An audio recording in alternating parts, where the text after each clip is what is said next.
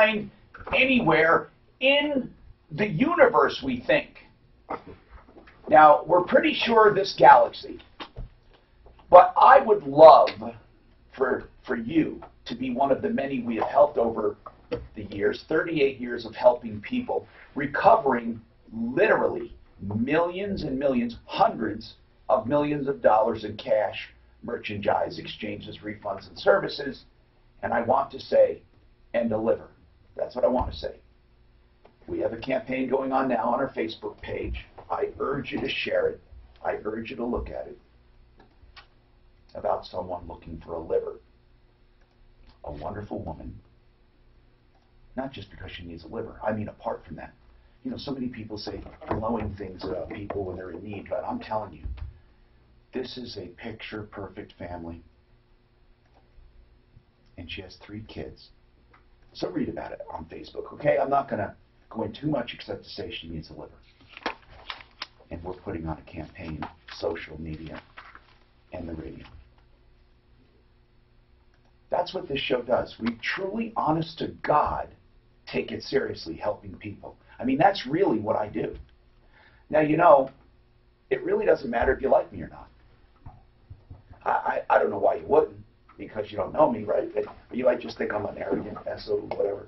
I am what I am on radio. I do what I do to get it done, but please do me a favor. Give me a call and put me to the test. We want to help you, okay? That's just what it's about. For 38 years in Denver, longer elsewhere, 303-713-TALK, 713-8255. That's the number. We also have a number that works 24/7, 303-MARTINO, 303-627-8466. I'm here with Mark, Mark Major. He's taking over today for Deputy Dan on the digital. Are we up and running yet, Mark? Yes? Good. It's regarding personal injury over the years. In the last few years, there were a few changes regarding being made whole and stuff. We'll go over some basics. But this show is never about one topic. It's about what you want to talk about. 303-713-TALK. Social media. You know, I think people are braver online than they are in person. I think reviews are part of that social media. And I think Facebook, of course, is a big part of it, but there's also Instagram, Snapchat, and trust me, there's so many. What do you think about social media? I know people who get so upset over their Facebook page and over arguments they have online. They defriend people, and then they start campaigns against people. There's bullying going on. John Fuller, hi. Do you engage in social media other than business? First of all, does John Fuller, personal injury attorney, have a Facebook page for your firm? We do. Okay. What do you use that for? Blogging stuff? It's to a certain extent. It's just a way to kind of get our message out there, and you know, outside of that, I don't use it a lot. You don't use it for yourself, a personal page? I do have one, but it's not something I spend a lot of time on. Do you have a personal page, Mark? Major Mark? I've had one for probably 15 years, but I haven't posted on it for, my God, 10 years. I'd like to know about people's Facebook pages. I'd like you to call me. Now listen, we're going to solve your problems as well and do all that. Margie, I'm going to talk to you about the scam. And I invite your calls at 303-713-TALK. But I would like you, if you want to publicize your Facebook page, I'd like to look at it and like it, and then I'd like to know about it. I want to know, what do you love about social media and what do you hate about it? Really. Does it serve you? As a consumer advocate, as someone who's looking for new ways to help people, I'd like to know, is Facebook a way to help people? Do you use it? And what do you use it for? I think the number one reason for social media is family. Family. Grandparents can see their kids, their grandkids, brothers and sisters, aunts and uncles. Don't you think that's number one, is to keep families in touch, or not? Am I wrong? Either that or complain about politics. Tom, I've Yes. been posting like my kids' pictures and little quotes, silly quotes and stuff for years. Now I get my Facebook memories every day, and I can look back at what my kids were doing 10 years ago today. Something silly they said with their dad or whatever. Family and friends, right? But Mark thinks politics is a big part. Suzanne, you like family and friends. Mark, do you think politics is a big part of it? Really? Oh, my God.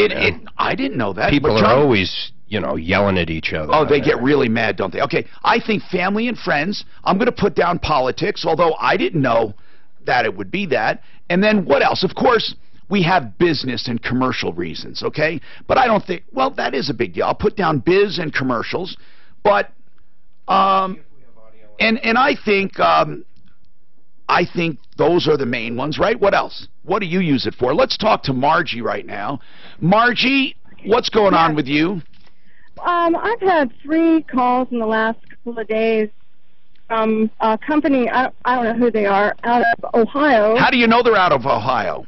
Because the phone number comes up and it says where they are. Yeah, it could be, that could be spoofed. But anyway, what do they say? Right. What kind of a scam?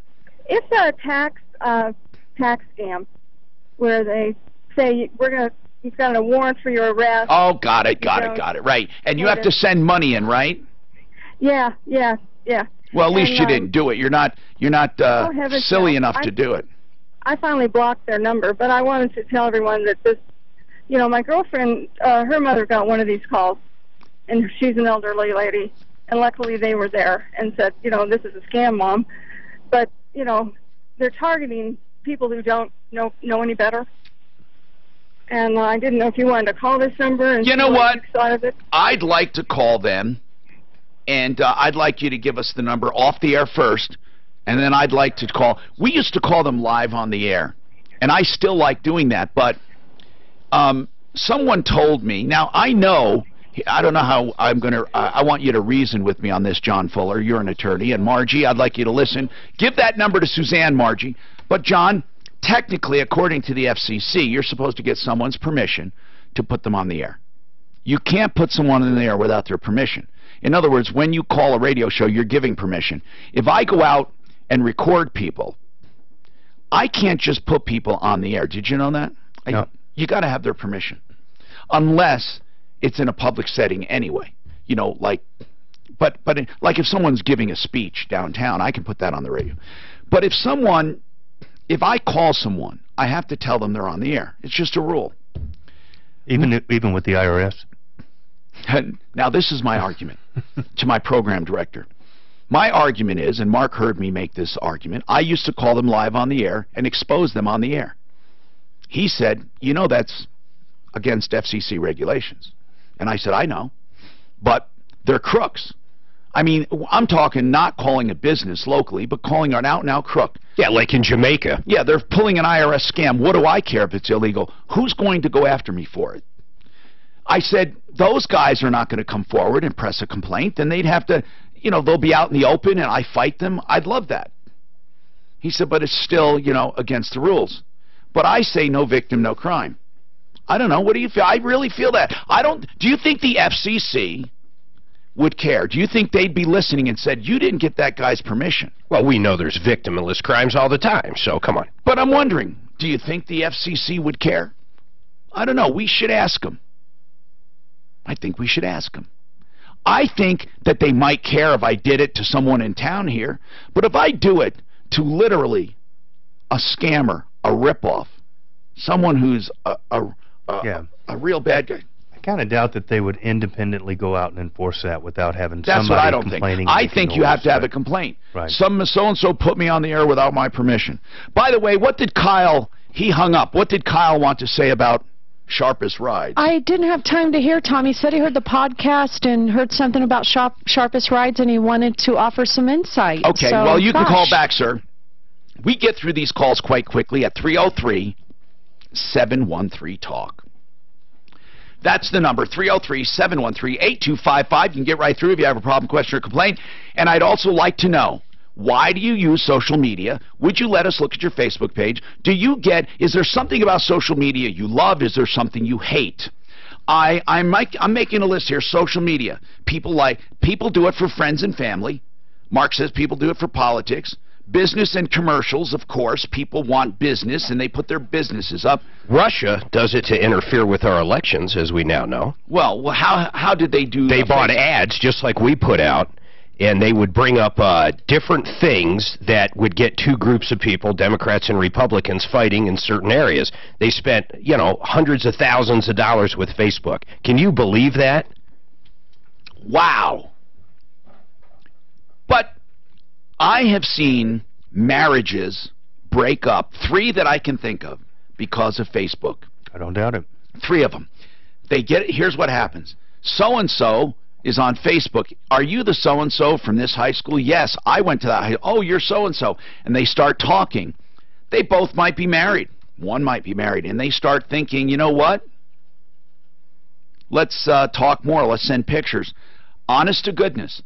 3 that I can think of right offhand, whose marriages, they got together, they arranged to meet, and marriages were gone. I have gotten in touch with so many old friends that it's almost expected now. It used to be if you could find an old friend, you catch up. And this is what I found. I had a friend, Evans Jackson. Evans was a really good buddy, and we were both into electronics. He's in California now, and I think he listens. But I'm going to just tell you, Evans and I had the greatest friendship, but it was from the ages of 10 to 15 or 16. When he got older and I got older, we kind of drifted apart. He had his friends, I had mine. So Evans went to California, and I couldn't believe I found him. And so I called him, because we found each other online. And I called him, and we had absolutely nothing to talk about. You know, nothing. I knew nothing. I mean, after, of course, what have you been doing with your life, and what have you been doing? And I had nothing to talk about, and no reason to call back, no reason to get together. Yet I liked the idea of an old friend. It was weird. JR, you have a comment on Mark's comment on Russians and Facebook. Go ahead. Yeah, Tom, I just want to give 20 seconds real quick. It doesn't matter who's got the money, whether it be you that's got millions, or the Russians, or me, or anybody. If I have enough money and I want to go on to Facebook or anywhere to pay for media, I can say anything I really want to, just about within reason. Yeah, that's true. As I'm paying for it. Well, you mean it's not interference, it's simply advertising. It's advertising. Yeah, it's kind of that is an interesting way to look at it, but when it's, you know, Russia, people look at it a little different. Now, I have to take this break, but I want Kyle. Kyle, can you get this comment in quickly about Sharpest Rides? Yeah, Tom, I can. Hey, look, and this is my opinion only, but I've dealt with them on a business level before, and in my opinion, that place lacks integrity. They're not honest. I do believe that they deceive people, and I know that they know that some of those cars have problems when they sell them. Real quick, and Mark, you'll appreciate this. These guys would bring cars in that they're selling to people with a bubble in a sidewall and a tire. They'd want me to flip that tire so the bubble was on the inside, cracked wheels, just unsafe practices, and they would get really mad. This goes to a podcast I was listening to last week of Kevin Sharp. Right. I've dealt with that guy. Well, Kyle, that guy has. Yeah. I appreciate you calling up, and I would like for Suzanne to take your number for the future if we need it. I appreciate it. Again, that was unsolicited. We have a lot more to talk about. Stick around.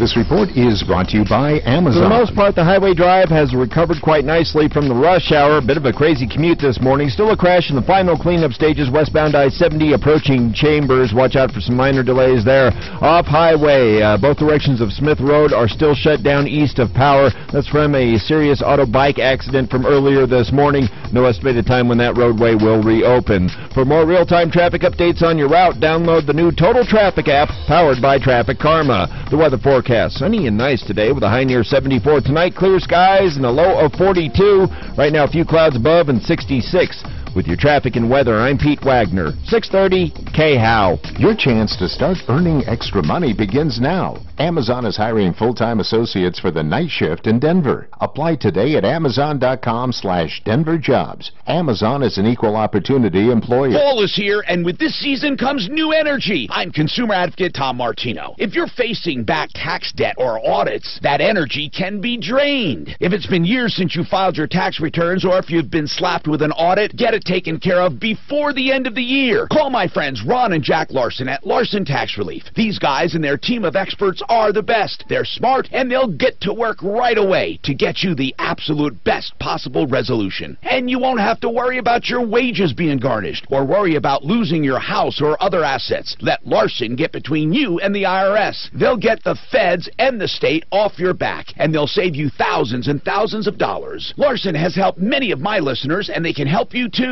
Check them out at LarsonTaxRelief.com and make sure to call 844-LARSON-TAX. That's 844-LARSON-TAX. Larson Tax Relief is the only tax relief and audit organization I endorse on my referral list at referralist.com. If you want luxury granite or quartz countertops in your kitchen, you need to call Art of Granite. They'll sell you the stone at the wholesale price and only charge for installation and labor. They're custom fabricators who have a gold star with the Better Business Bureau. And when Art of Granite remodels your kitchen, they'll do your bathroom vanity for free. Call them right now at 303-386-5919. That's 303-386-5919 or online at artofgranite.net. Only 2 days left until Carpet Mill Outlet Store's one-day private sale. Take advantage of up to 40% off carpet this Saturday at Carpet Mill Outlet. Find your nearest Carpet Mill Outlet dealer at carpetmilloutletstores.com. And now get 2 years interest-free. Affordable Interest Mortgage still has rates in the mid-3s.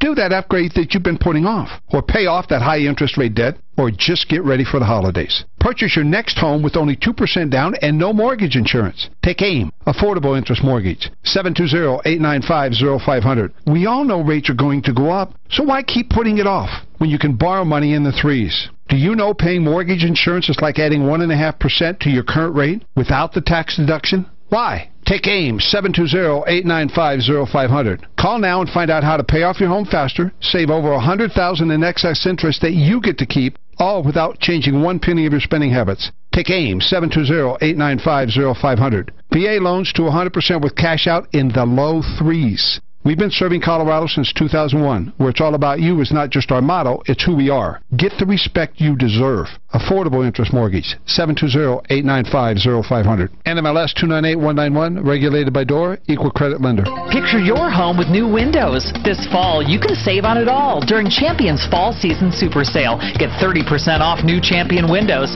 Their falling prices will have your energy bills falling year-round. Schedule today at GetChampion.com. 80% of Fortune 500 companies lease their vehicles because that's the smart financial move. Hey, it's Ross Kaminsky from my friends at Alliance Leasing, who can help you save time and money and more money, and have been doing just that for Colorado businesses for more than 20 years. Alliance Leasing will get you into your fleet vehicles with all the upfit you need at the lowest delivered price. I'm a finance guy, and to me the choice of leasing with Alliance is the obvious one for your business. Learn more at alliance.lease. That's right, just type alliance.lease. Alliance Leasing, your key to the perfect fleet. Is the IRS garnishing your wages? Get your peace of mind back. Go to advancedtaxsolutions.com. Michael Brown, afternoons 4 to 7. Amherst College students demand a safe space from hurtful ideas. Here's an idea. Go someplace where you can express or hear different ideas and see how you like that place. Join me at 4 o'clock for more Irreverent Talk Radio.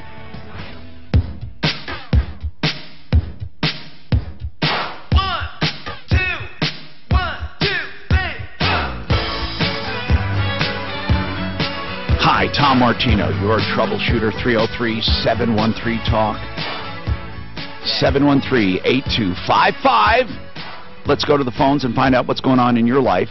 We have John Fuller with us from Fuller Law. He's a personal injury attorney. If you have any questions at all for him, let's talk, Mike. What's going on? Hey, Tom, how you doing? Good, man. What's happening? So I'm buying a house from my landlord. We came to a price of $282,500. You know, I was talking to my mortgage guy.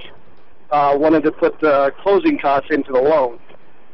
So he came up with, we'll make the price $286, and then at closing, the homeowner will just give me back the $3,500 for the closing costs. Well, you can do it that way. There's all kinds of ways to do it, but go ahead.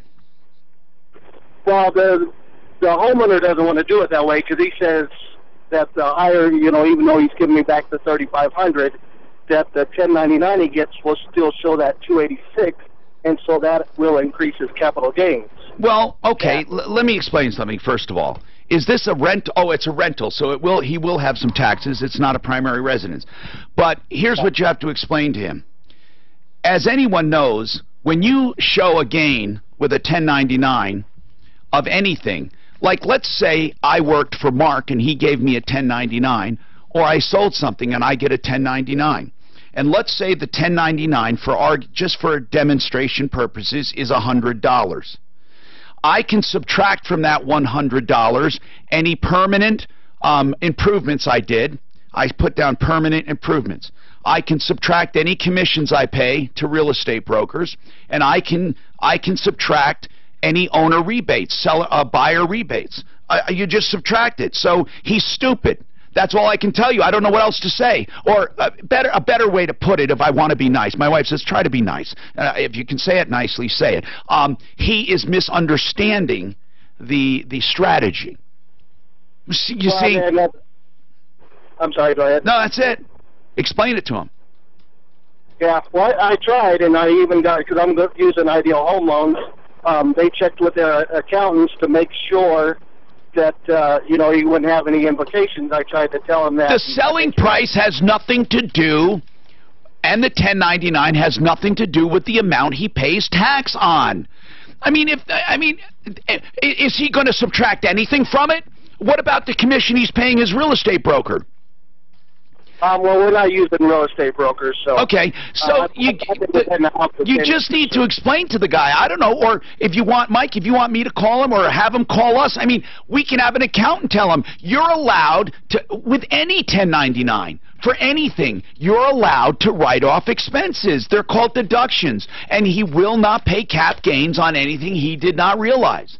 I'm serious. Okay. It's that easy. I don't know what else to say. He's wrong. So the only thing we can do to help you is explain it to him, or, you know, I don't know. He's probably thinking I'll sell it to someone else. I think it's stupid.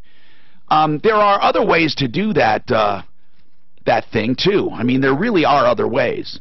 You can take out an immediate second and close it after. There's certain ways you can do. I mean, Ideal ought to come up with a strategy, but that's the thing. John, Facebook, I ask people, what do you use Facebook for, and what do you love about it, or what do you hate about it? What about you, John? Hi, Tom. Hi. I know that the Denver Police Department, for instance, and other governmental agencies, towns and cities use Facebook to communicate, to get news out, to get facts out. And Denver's even police department has won Emmys for their work. Have won what? Emmys. Emmys. I don't think Emmys are for TV things, productions. Yeah, but they have video and they have broadcast. Oh, I see. I see. Well, that's, you're right. Municipalities and police agencies. And he brings up something. Yes. Police departments also use it all across the country to find where guys with warrants are. Some idiot will get on there and say, hey, I'm at Denny's today. This is great. Next thing you know, the handcuffs come. Well, that's a pretty interesting comment, John. You're right. So I'm going to add to my list. Family and friends, politics, business and commercial uses, and public agencies. That's what you would call it, public agencies. Okay, Sean, you were in an accident and the insurance company lost your car? Yes. How? Well, explain this to us, please. On 6/24, I was in a minor accident up in Denver, and the car wasn't drivable. So the police department called the tow company. The tow company came, hooked up. While I was standing in the road, I called Geico and made a claim. And the tow company towed my car away, and I went about my business. I checked on it 2 weeks later, and they said everything. Took it? Yes, I told them where it was, and they got the address and everything. Wait, you told them where what was? My car. I mean, the Geico asked me what tow company, and I told them, and they knew where it was at. I understand that, but where did they tow it? To the storage yard. They towed it. Ace Towing towed it to their storage. Okay, got it. Ace Towing went to their impound yard. To Ace Towing. Yes. Got it. Yes. And then what? And then what did Ace do with it? They kept it, and on 8/2, the adjuster called me and said, "Hey, we have good news. Your car's not totaled. It has $10,700 worth of damage, so no problem. Except the bad news is Ace Towing has taken possession of your car." Okay, why has Ace Towing taken possession of the car? Because Geico left it there over 30 days. Too long. Okay, so John, what is that all about? John, you were shaking your head. Yes, you know about this. Well, yeah, any tow truck company that after a certain time, they're actually entitled to file a lien against the vehicle and to even go ahead and take possession and ownership of the vehicle. But don't they have to notify the registered owner? I thought there was a notification process. It's been a long time since I've been involved with that, so I don't know what those requirements are. But they can take possession. It's very much in the insurance company's interest to get those cars out of there as quickly as they can. It sounds to me like this is a Geico problem if they let that car go. I mean, I don't see how they can get around it. Are they going to pay you for the car? They said that they're going to pay fair market value, but that leaves me with about $8,000 left, and I said, well, I don't have a car because you lost it. Hold on. Now, this is interesting. This is interesting because in the event of a loss, all anyone has to pay you is fair market value of what that car was. Hold on, Sean, just wait. I understand that you would not be without a car had they done this. But the weird part about this is they are not responsible for a bad deal if someone made a bad deal or negative equity from a previous trade. I'm not saying this happened to you, but you see why they don't have to pay what someone owes. This is the biggest misconception. They have to pay what the car is worth. But did you have any insurance? I do. My point is I know how insurance works. If I would have totaled the car, I would say, yeah, that's fair market value, and I understand. I totaled my car. I know. They lost it. I know. But they lost it. So what do they owe you if they lost it? If you were eating an apple and you ate half of it and they took the other half and lost it, what would they owe you? But I'm without the apple altogether. I have nothing to eat at all now. But all they owe you is a half an apple. So these guys, seriously, here's what. Hold on, Sean. I'm positive. See, hold on. Let me explain this to you because maybe we can do something for you. But there's one thing I think you're leaving out. Hold on.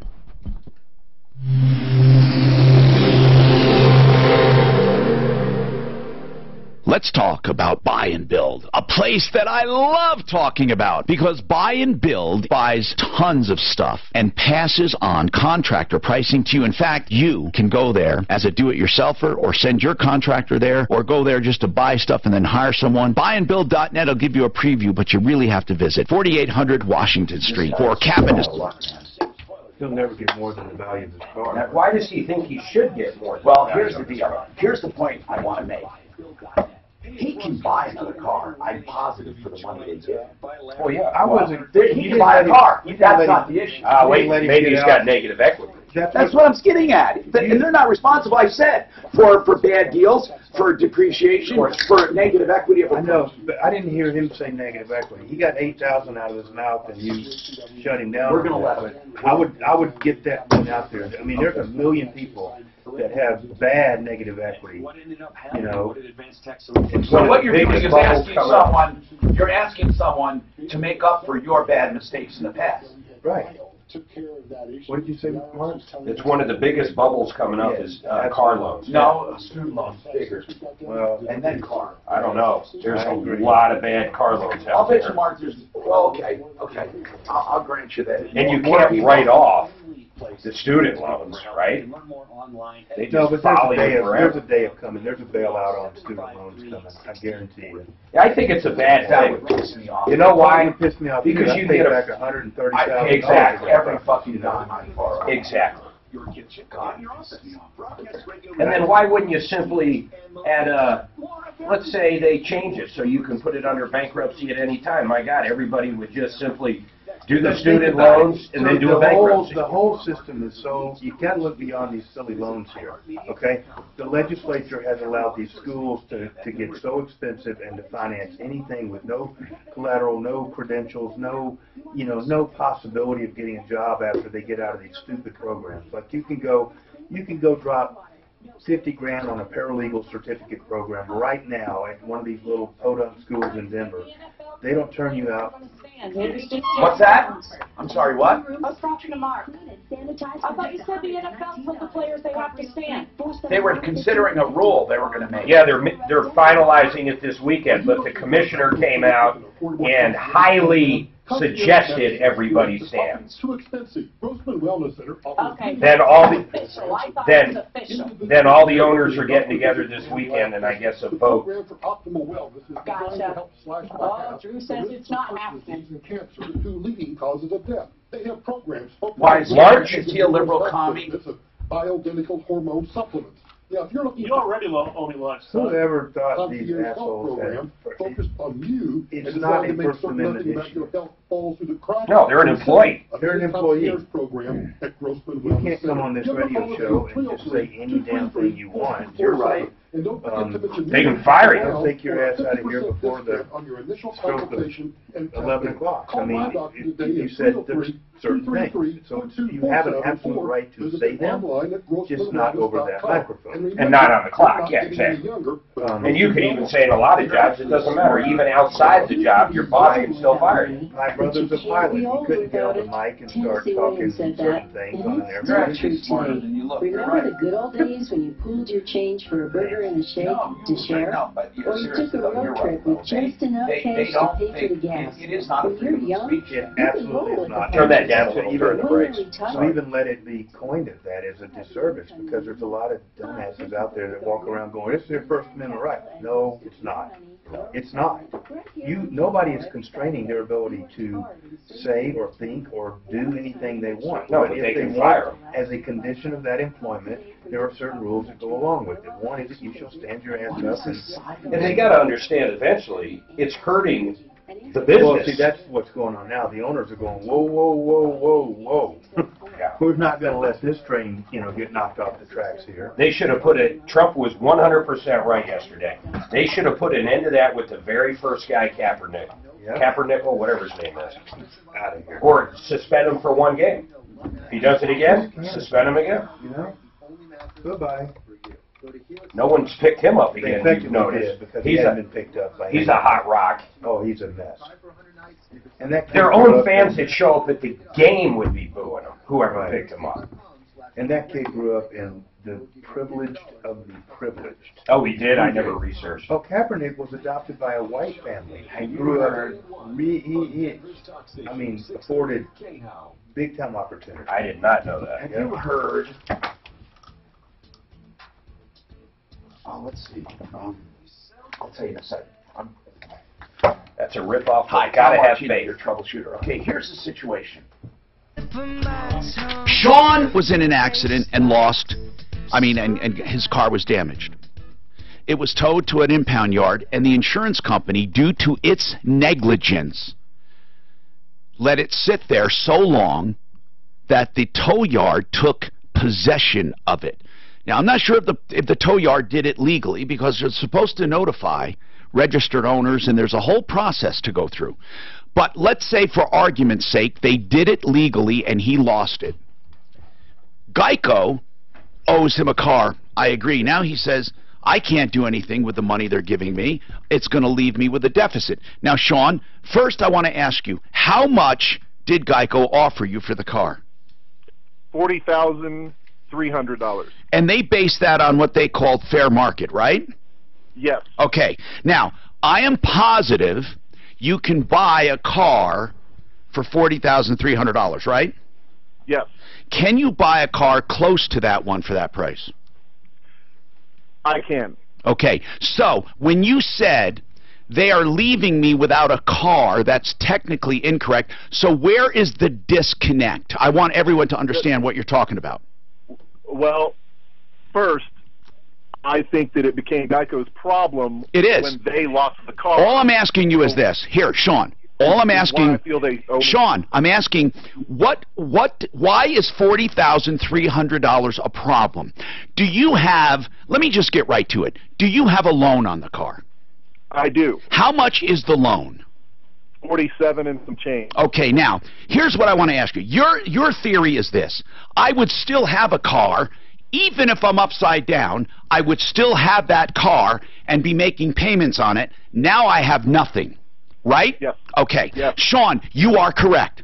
And you would be in the exact same position with that $40,300. You could buy a car and you'd still owe $7,000. So you would owe the $7,000 whether you own the car and you got rid of it or Geico got rid of it due to their negligence. But here's the point I want to make to people listening so they can understand why I'm saying this.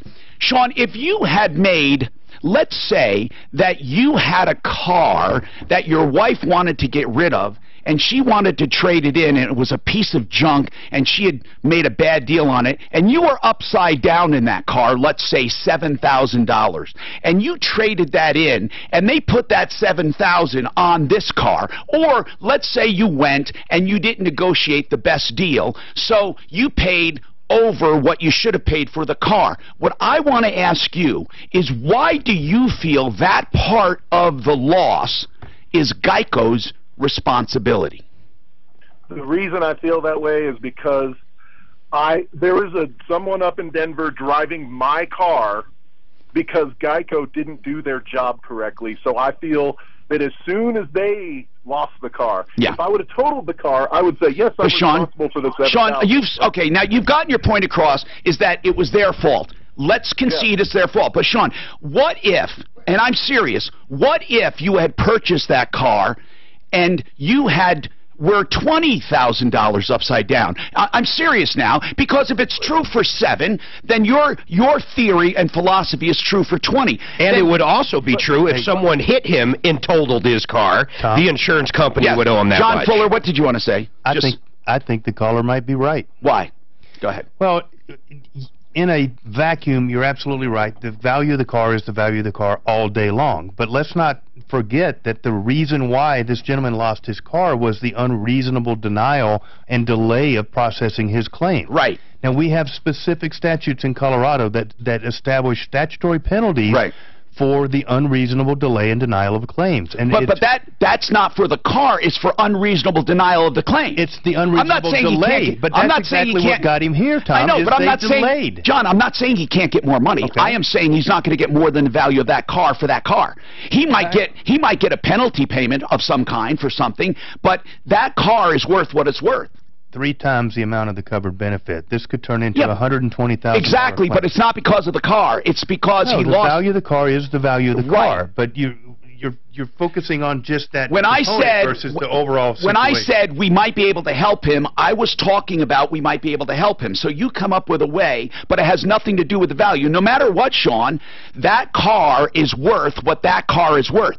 Now, the damages, Sean, I just want to make this very clear. The damages John Fuller is speaking of has nothing to do with what you owe on the car. It has nothing to do with the loss of that car. They will never owe you more than fair market value for that car, What they may owe you is because they cost you and they caused you heartache and pain and suffering because of their delay. That is a totally different loss.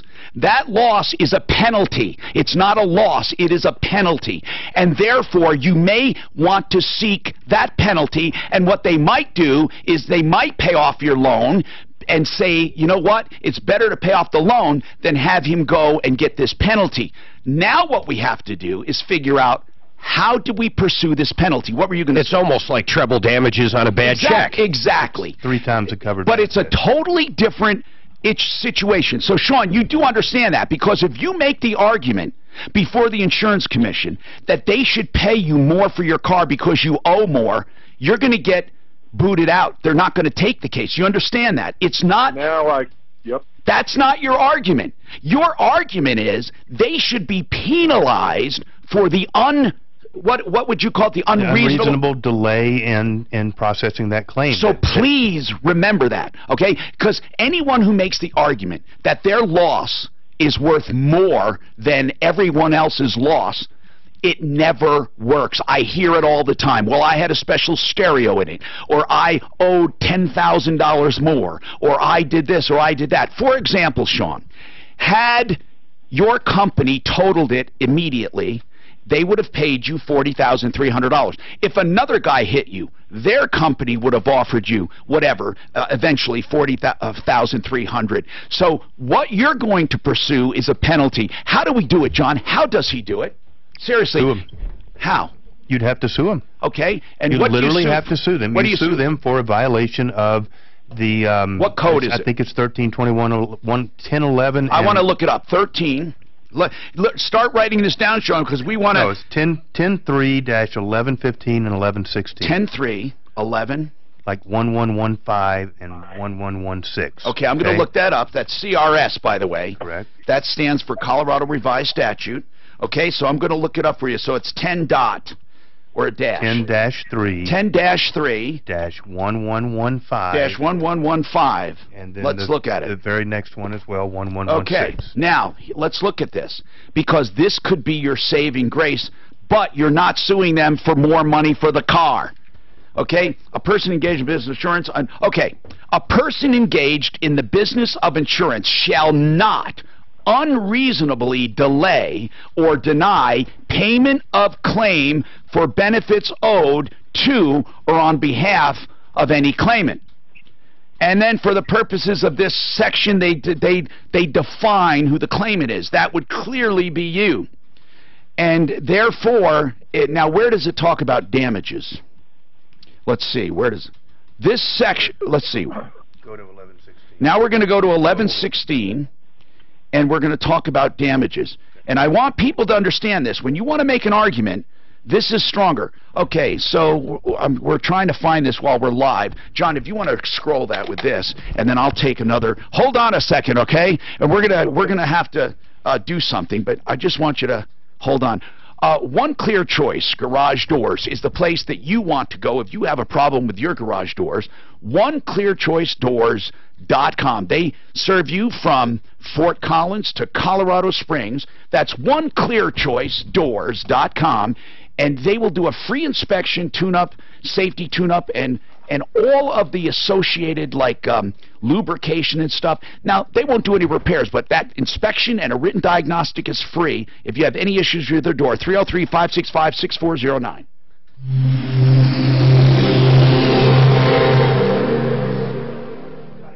From the L&L Heating and Air Conditioning Traffic Center. Big delays both directions of I-25 downtown. There's a crash blocking the right lane northbound I-25 at 6th Avenue. Backups to Broadway. We got a stalled semi blocking the center lane southbound I-25 approaching Santa Fe. That's got traffic backed up to 8th Avenue. So watch out for delays if you got to travel downtown. Pack your patience. Also, Smith Road east of Tower. Still shut down in both directions. Police are investigating an early morning auto bicycle accident. No estimated time when it will reopen, and watch out for a crash off highway at Quebec and MLK. The weather forecast, sunny and nice today with a high near 74. Right now, just a few clouds and 66. With your traffic and weather, I'm Pete Wagner, 630 KHOW. This report is brought to you by InnovAge PACE, the program of all-inclusive care for the elderly. InnovAge helps Colorado seniors age independently and in their own homes with coordinated health care, transportation, and social support. Visit myinnovage.com to learn more. I'm consumer advocate Tom Martino for Larson Tax Relief. I've been fighting for consumers more than 30 years. Why'd they delay it? What'd they do? What was the impediment to them getting down there? So factual. Why? How did they delay? He says he called him from the scene of the accident. That gives them the whole 30 days to work this thing out.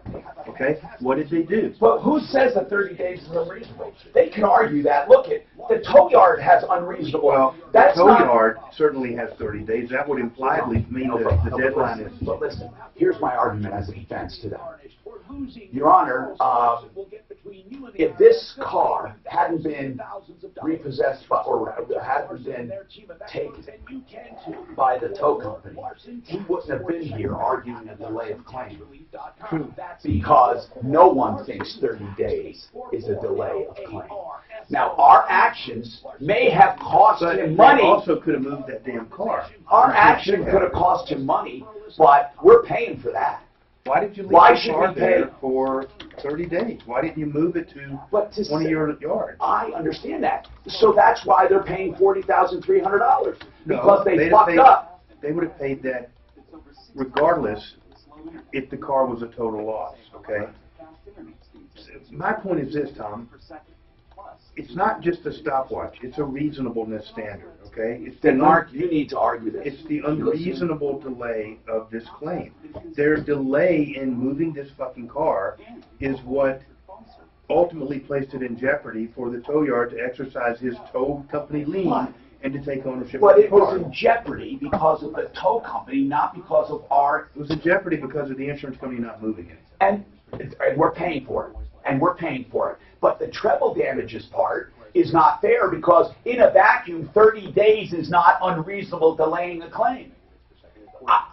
You don't think? No, I'm just saying, as a defense, they can say, I understand his car was... Hey, maybe it takes more than 30 days, but it takes you about 10 minutes to move it to your yard where it's safe and secure and not in error. Now they're really going to pay for that error. Well, see, they can claim you're mixing up delay of claim to damages. We are paying his damages. Why should we pay for a delay of claim for 30 days? The first-party claimant whose claim for payment of benefits has been unreasonably delayed, they bring an action, in court to recover reasonable attorney's fees and court costs and 2 times the covered benefit. Let's do it. So that means 3 times the covered amount. Let's get that little fucking maniac Cranack to do it. Mark Cranack. Give it a shot. I mean, or Brandon. I mean, this is the kind of shit he might sink. Argument there. Brandon might sink his teeth into this because the attorney, if he agrees with everything, is going to get paid because they have court costs. They have an attorney fee provision. So That's what I'm saying. They have to pay the fees. But you could also make a side agreement with him to make even more than that. I mean, if the car's 40, yeah, you could do a 40%. If this guy gets, I've done these cases before. Okay, I've done it on. I've done it on Fred Lloyd, my friend and buddy. If you did a 50%, contingency plus you sue the court for fees, I'm telling you, you could make out. No, because what happens when he calls up and they settle? No, you still get your penalties in there. I did this with Fred Loya and told Fred Loya, you're paying my damn fees on this thing. I got, for an $8,000 car, I got 20 grand. Okay, 40 times 3 is 120,000, right? If you could do that, and make 60 grand plus fees. Well, you'd make one or the other. You get your attorney's fees. You're not going to get the. No, I'm saying that you can get them to pay attorney's fees and then take 50% of that settlement. Is what I'm saying. Yeah. Hi, Tom Martino. You are Troubleshooter. Okay, Sean, listen. I want to make this clear, then I'll go on to another call. Sean's problem is plain and simple. He had a car damaged in an accident, taken to Ace Towing. Geico delayed in getting this thing settled. Therefore, he lost the car. Ace Towing took it over. As a result, he now is only going to get the fair market value, and that leaves him underwater. Now, in a vacuum, that's all he's going to get is fair market value for that car. So, whenever anyone has a problem in a lawsuit, a smart attorney looks for other ways to get paid. That's what John Fuller just did. For example, some people have had fender benders, and the insurance company wouldn't pay for the, and it was enough to, let's say, total an old car, and they didn't have collision. Now, they're never going to get more money than that car was worth, but they might get pain and suffering and fight for pain and suffering, and that extra money can go toward a car. So even though they didn't get paid for the car, they got paid. In Sean's case, he was upside down in his car. He was $7,000 underwater. If he only gets 40 grand for the car, that's all that Geico has to pay for the car. But then Sean's going to make another claim for delay of claim. And that is treble damages, which would bring it up to $120,000, plus it has attorney's fees provisions in it. Now, What we're going to try to do, Sean, if you want us to, or you can do it, is find an attorney to take it. We'll run it by our people.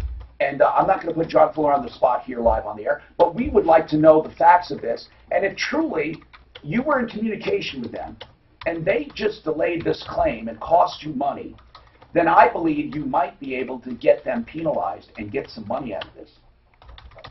Okay, so if you want us to help you get an attorney, we can have about 2 or 3 attorneys look at it. If not, then shop around and get an attorney and do it. You just let us know. You don't even have to let us know now. Suzanne will give you our email, our private email. 303-713-TALK, 713-8255. Let me take people who have been waiting a while here. And Sarah, go ahead. What's going on, Sarah?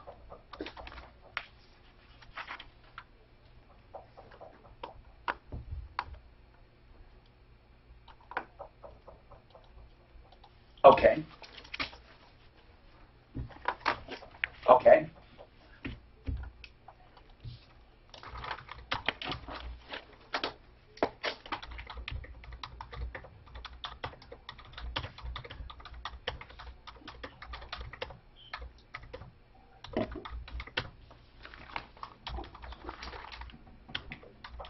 It depends on your employment agreement. It's all contingent on employment agreement. There is no law, but there might be common law that covers it, but it's also reasonableness. And what that means is this. If selling it is just part of it, and it takes a lot to close the deal, and you're not there to do it, then you shouldn't be entitled to. I'm saying if you don't have an agreement, then it's reasonableness. Should you be allowed commission? Probably not. I mean, what if, like when we have people who represent the referral list to companies, when they sell it, most of the work is done right then, but they wouldn't get anything upon renewal, you know, because they're not around. But even if they left after they sold it, they probably should get something because most of the work is done when you sign someone up. But in some businesses, like real estate, well, hell, that's just part of the job. You list a house, you're not around to see it through. You shouldn't get the commission. But wait, but existing contracts for what? What kind of business? So I'm a coffee sales rep. So I place coffee service. I'm paid for 12 months on those agreements. So if you have agreements in place and you were working there and the agreement canceled, even though it's a 12-month agreement, you know they can cancel. If they did, would they withdraw your commission on the next check? Sarah, if you've been in this business a while, have you ever had anyone cancel? Right. We make the customer do a payout, but I'm not paid on that payout.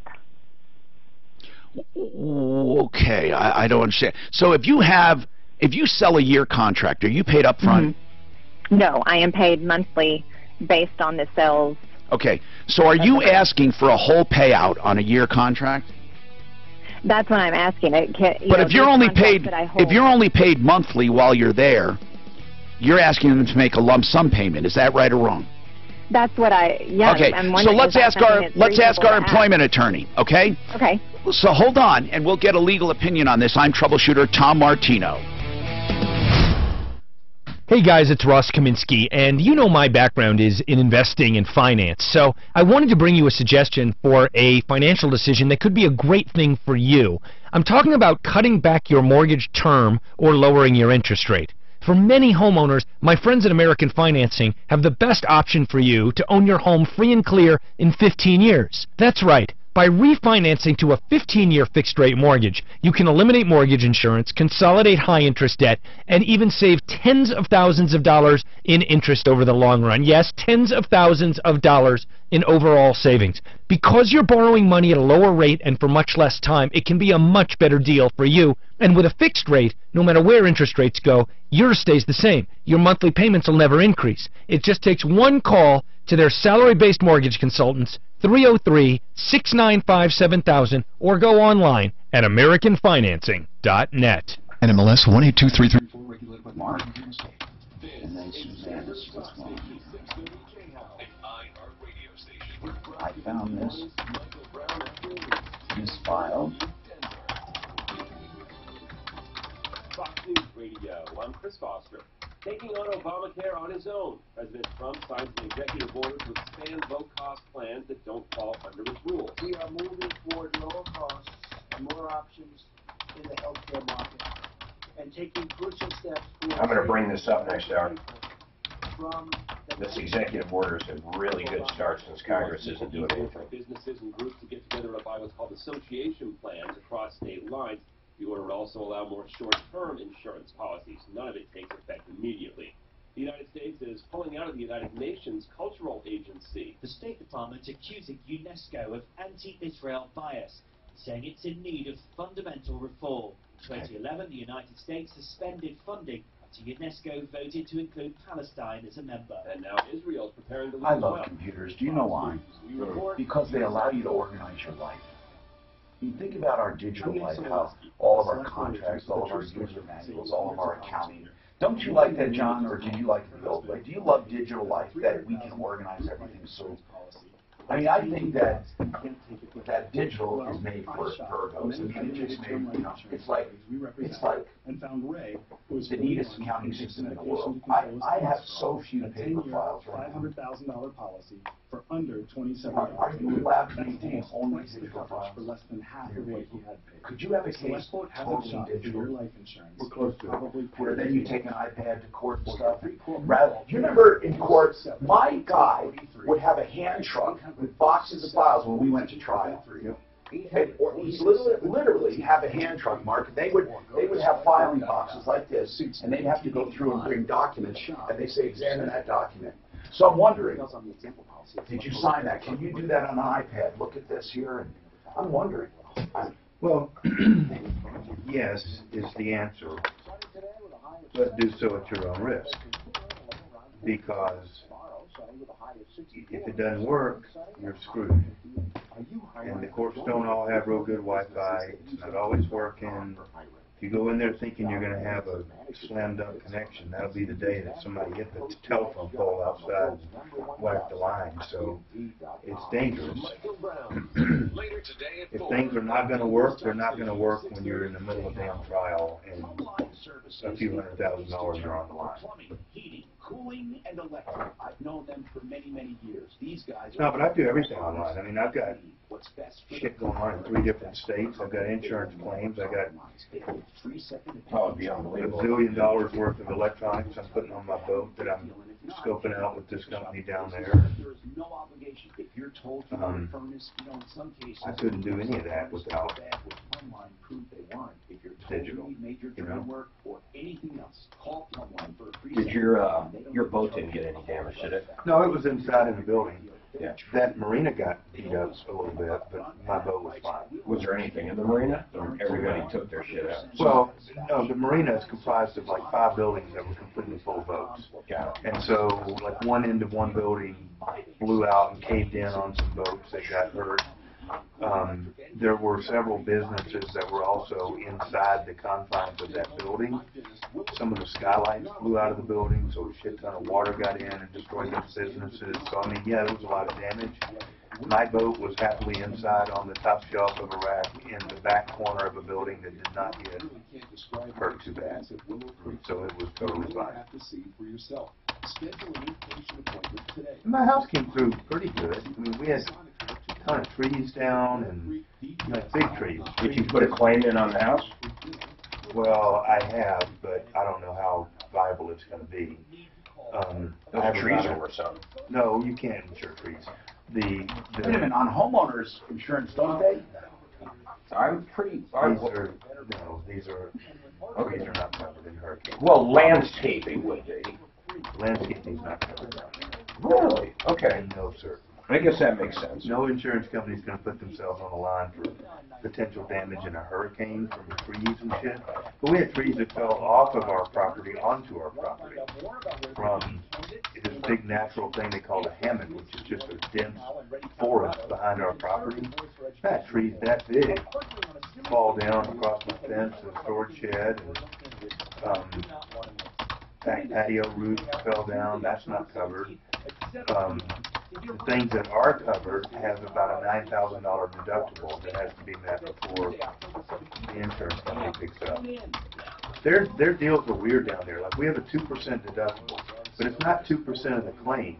It's 2% of the total policy amount that has to be paid out of pocket before they'll kick in the insurance at all. So the question is, can you get enough damages between the fence that blew down completely around the property, the water that got in the garage, and the ceiling that fell down, and the mold? What's your deductible? It's about $9,000. You're going to be right there. You're going to have a claim, and they're going to pony up maybe an extra grand. A couple grand. We want to work with affordability. So, I mean, it's, you know, it's expensive, but it's not. Man, my deductible is your $2 grand. percentage of loss? No, it's a percentage of the coverage. You need it most. Equal opportunity lender regulated by DORA. NMLS 36756. For terms and conditions, call 445. Percentage of the coverage. So if you had 100 grand in coverage, My coverage on my house is about $450,000. My deductible is a percentage of the coverage, so I have a 2% deductible. So my deductible is $9,000 before they have $1 of liability. That's normal there, though, isn't it? Pretty common. Hi, Tom Martino, your troubleshooter. Welcome to the show. 303-713-TALK is my number, our number at the Troubleshooter Network. And there's another number at the Troubleshooter Network that works 24/7, and that is 303-MARTINO. 303-MARTINO, 303-627-8466. We are live on Facebook, live on YouTube, and live on iHeartRadio, the app, and of course our flagship station, 630 KHOW in Denver, and KRDO Radio in Colorado Springs. We have a lot going on. John Fuller is with us from Fuller Law, talking about personal injury. We're also talking about anything on your mind, so let's get right to the phones. We are trying to reach our employment attorney for an outstanding question that Sarah has that we'll get to. And until we get him, we're expecting to hear from him in a few minutes. Chris has a question about shipping cars. Chris. Hey, Tom, I have to ship a car from Denver to California. Having never done this before. Don't ever do the drive-away service where they drive it there. Okay. Yeah, and that's not what I was considering. Unless you have a friend. You can have a friend drive it and pay their airfare back, and many times that's the cheapest way to do it. Yeah, I don't have that. Okay. But I know there's lots of shipping companies that put it up on the truck, and I've read about some online that have good reviews, and I've read a little bit about, you know, what to ask and what not to ask. And I'm just wondering if you have any particular advice. Here's what I would do. What kind of car is it? A Camry. Okay. I would call Purifoy Chevrolet. Okay. Or I would call Murray Motors. Or I would call Stevenson. Or I would call any of the big dealers. Right. They sell cars out of state all the time. Oh. Like especially Rowley selling Corvettes. Yeah. And you ask who do they use, and they will always know the best. Always. Oh, great idea. They don't use necessarily big car creators all the time, because some guy in Nevada wants his Corvette delivered in Vegas, and Rowley will hire one person to do it, and he has that person on his speed dial. And I'm telling you, he did it for me when I was transporting something. And so you call a good dealer, and they will know who to transport. Do not call a pot lot. Because, you know, they don't normally sell out of state. They don't sell great cars that people want to ship. But you call people that have specialty cars or cars that they ship, and you will find someone. And they're not always expensive. So right. And of course you can rent car carriers now too. And right. So how do you do the title transfer? Oh, that's easy. You mean when you move? Well, I'm not moving. I'm giving the car to my brother. Okay, so I was going to say, if you're selling across state lines, you better be careful. But if you're giving the car to your brother, right, you have to do a bill of sale. And if it truly is a gift, just say you are gifting it. And you take that car, and then is it paid for? Yeah. Okay. You just literally sign the title, and he fills in his name. And I don't have to worry about the title being... No, you fill in everything and have it notarized, and then you FedEx it to him. I have to notarize it. Well, I don't know. Wait. Some states, you're saying Colorado doesn't require that? So you just fill it out and just ship it to him, and then he takes that title, to his state, and he gets it transferred. And that releases me from Colorado State? Well, yes, it does. They're going to know when you sign it and turn it over and he gets a new title, they're going to retire that title. Right. Sometimes it falls through the cracks, but it usually works well. When do I cancel my insurance on it? Well, I would cancel it when he has insurance. Yeah. John Fuller, you agree? Should I tell him as far as coverage insurance before I ship it? Heck yeah. I mean, is she liable? I would keep that thing insured until it's on the ground and insured by his new California policy and not a moment earlier. Right. I would not let it... That makes me liable if something happens. What if I ask him to insure it before it leaves my house? Well, he doesn't have an insurable interest in that car unless you've signed and transferred over the title. Right, but if she can sign and transfer the title from here, and even before he gets his title transferred, he can have insurance. Yes, if he has that title and he's a lawful owner. Just to be on the safe side, Tom, if he never turned that title in, technically the title is an open title. It's a negotiable instrument, but it hasn't really left her ownership. So I would be concerned that if he bought the insurance, that somebody could later claim he didn't have an insurable interest because he had to transfer here's what it I over. think, and you know, John's right to be extra safe, but if you hold on, I'll ask Compass, they're our insurance brokers and our experts. I think that once you sign that title, even though it hasn't been turned into the state, if it's signed, sealed, delivered to him, FedEx, I think at that point he could insure it. I know that because that's like being at a dealer and having ownership. And we'll see what they say. And again, if you want to err on the side of being careful, just keep it insured under you until he gets it there and insures it. But I don't know. I think it might work. So we're getting them on in a minute. Let's talk to David about Flex Medical Plan. Go ahead, sir. Hi. I left an company. Benefits ran out in November. The company I had my Flex Plan with is also the company that does... Now, when you say Flex Plan, do you mean an HSA? No. You put down like $150 a month, and at the end of the year you can have up to $3,000, $3,500, I think, and then you submit. Okay. On that, so it's $150 before tax. I get it. I thought that was an HSA, but maybe it is. I don't know. It doesn't matter. You take $150 out tax free, and at the end of the year, if you don't use it, do you get to roll it over? You get to roll over some of it. So anyway, tell me what's going on with it. Okay, so the same company that does that also does our Cobra plan. I left employment in November. They didn't get my Cobra activated till March. Usually Cobra takes effect right away. It took effect, but it didn't. They kept having my address wrong. Okay. So the paperwork didn't get put through. All right. And because of that, because it's the same company, they said I wasn't eligible to put in my receipts. You have to do that within 2 months of the calendar year, so by the end of February. But they wouldn't take. Wait a minute. You're saying that you left your employment in November, but they would not let you submit receipts because they didn't have the paperwork done. Right. And now it's gone, that money has gone back to my old company. And that sounds crazy. Your receipts under that Flex plan, you still had money in that Flex plan. Oh, yeah, the whole amount, because I'd been in the hospital. And they won't release it to you to pay those bills? No, when it finally became... All right, hold on. We need to call our experts on this one. Integra Insurance. Hold on. Let's go to another insurance expert, and this is Brian Burns with Compass Insurance Group. Brian?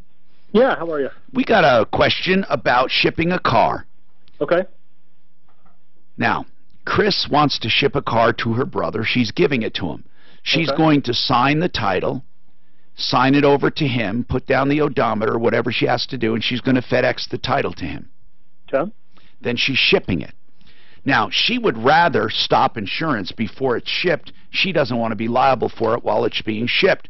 her brother, can he insure that car once he gets that title? Even if he doesn't go get the plates and all that, does he have an insurable interest as soon as she signs that title over? He does. That's when the insurable interest would start. So he would be okay to get a policy on it, even though he doesn't technically have the plates on it yet or anything else. I mean, she could take the plates off for all that. It doesn't really matter. She no longer is the owner. She signed that over to him, and he can then get a policy. So she should FedEx that to him. He takes that title, and he can use that VIN number and get an insurance policy from someone.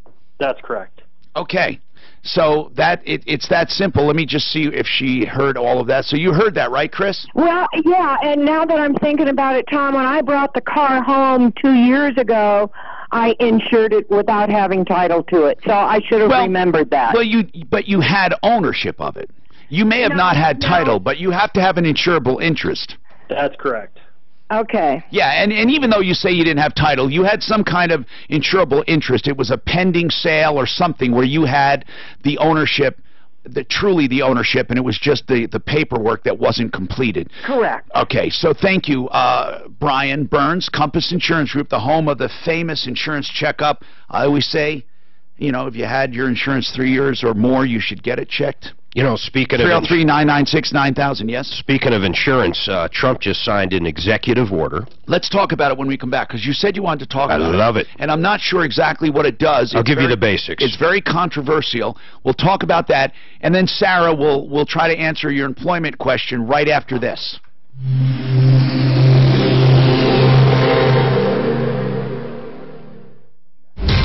This report is brought to you by... You see the both directions of the highway. There's a crash northbound I-25 at 6. I guess you can be a commie, a liberal without a drug addict. Did you see Hillary's answer to the question about giving that money back? No, but I don't think we should do that dumb bitch. So this is my insurance policy. So the dwelling coverage for 410 deductible is 2% of that. Oh my goodness. Isn't that crazy? Oh my. Yeah. You can get 5 or 10% options too, but I heard of policies being 2% of value of the home, which is weird. Well, that's what's the kind value? of what it is. That's what they mean. That's the dwelling portion of the overall wind coverage. And then I've heard of it being a percentage of loss as well. I wish it was a percentage of loss, but that's not how they do it. They'll do stated dollar amounts, or they'll do like 1, 2, or 5 or 10%. Hell, if you had a 10% thing on there, unless the total house was gone, you're talking a $40,000 or $50,000 deductible. What the hell's the point of having it? Unless your whole house goes away. 720-895-0500. We all know rates are going to go up, so why keep putting it off when you can borrow money in the 3s? Do you know paying mortgage insurance is like adding 1.5% to your current rate without the tax deduction? Why? Take AIM, 720-895-0500. Call now and find out how to pay off your home faster, save over $100,000 in excess interest that you get to keep, all without changing one penny of your spending habits. Take AIM, 720-895-0500. VA loans to 100% with cash out in the low 3s. We've been serving Colorado since 2001. Where it's all about you is not just our motto, it's who we are. Get the respect you deserve. Affordable interest mortgage, 720-895-0500. NMLS 298191, regulated by DORA, equal credit lender. Never worry about breakdowns with Pro Auto Care. You'll have total Collective consciousness to replace God.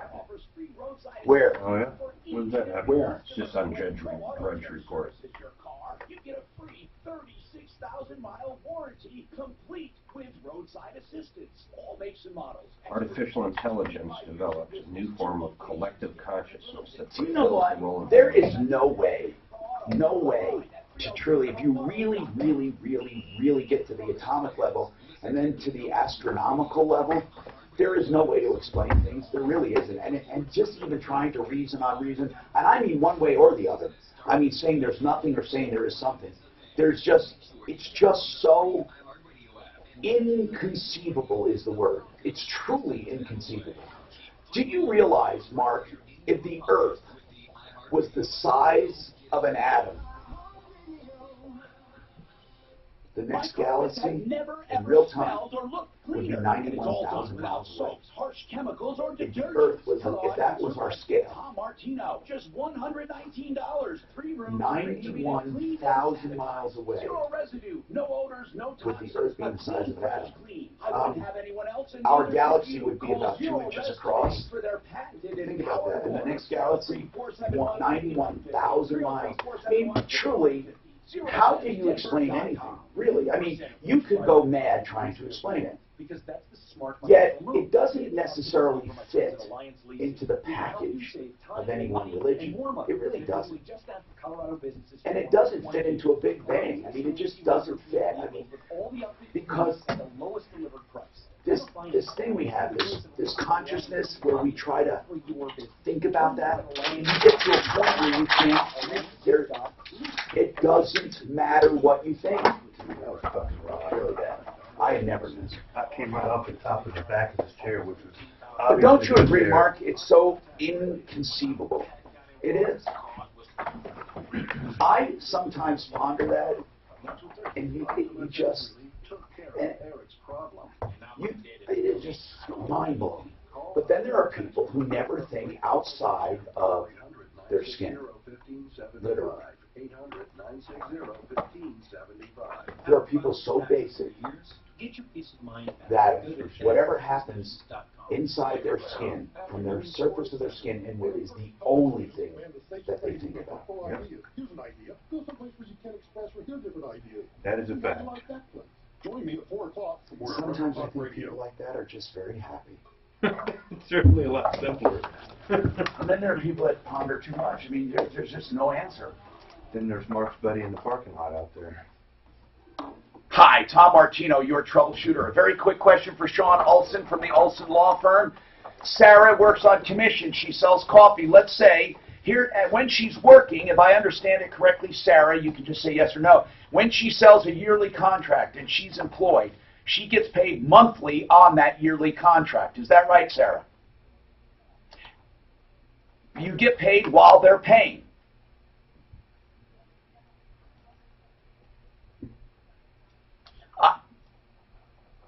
I understand, but for the first 12 months, you're only paid monthly. And if they canceled for some reason, you would no longer be paid monthly. Okay, now you have a number of contracts that you sold for the year and you left. Is that right? But you're thinking of leaving. Let's say the name of the company so your boss can know. No, I'm just kidding. So you're thinking of leaving. So therefore, you want him to write you a lump sum check for those 12 months of commissions on each company.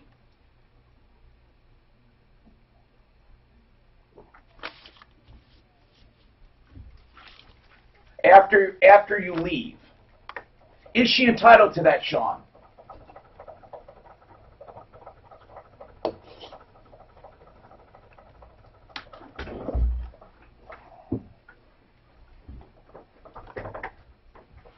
But it's negotiated. But he could flat out say no, and I don't think she has a legal leg to sue, do you? Have to look at the contract. If there's no contract, I'm saying, if there's no employment agreement, and he says you're not getting a dime after you leave, do you think she has a good case?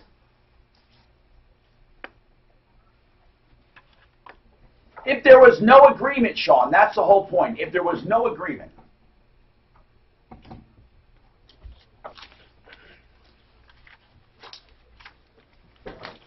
And is there anything to quantum, what do they call it, quantum Marriott?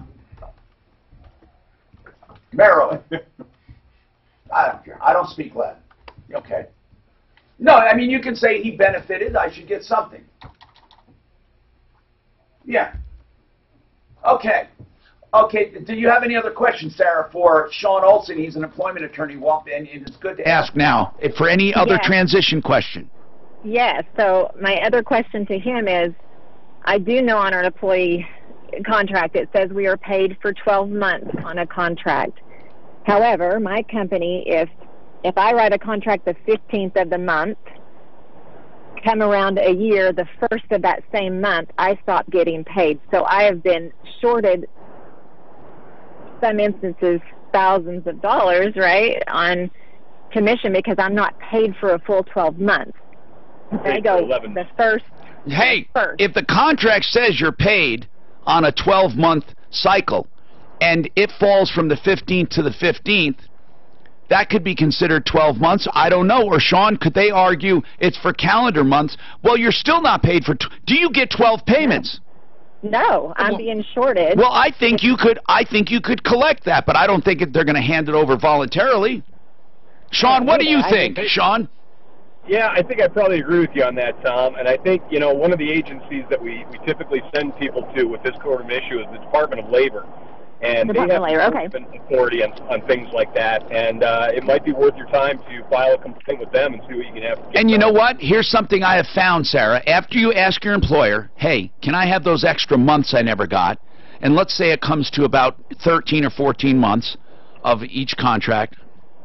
I mean, of all, you know, altogether, I mean, if they say no, you can put in that claim.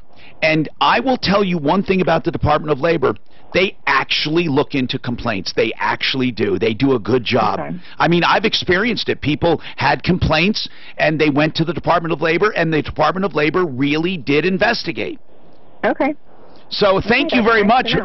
Sean Olson, 303-586-7297. For those who didn't know I was going to say his number, he is an employment attorney on the referral list at referralist.com, the Olson Law Firm, 303-586-7297. Do you get it?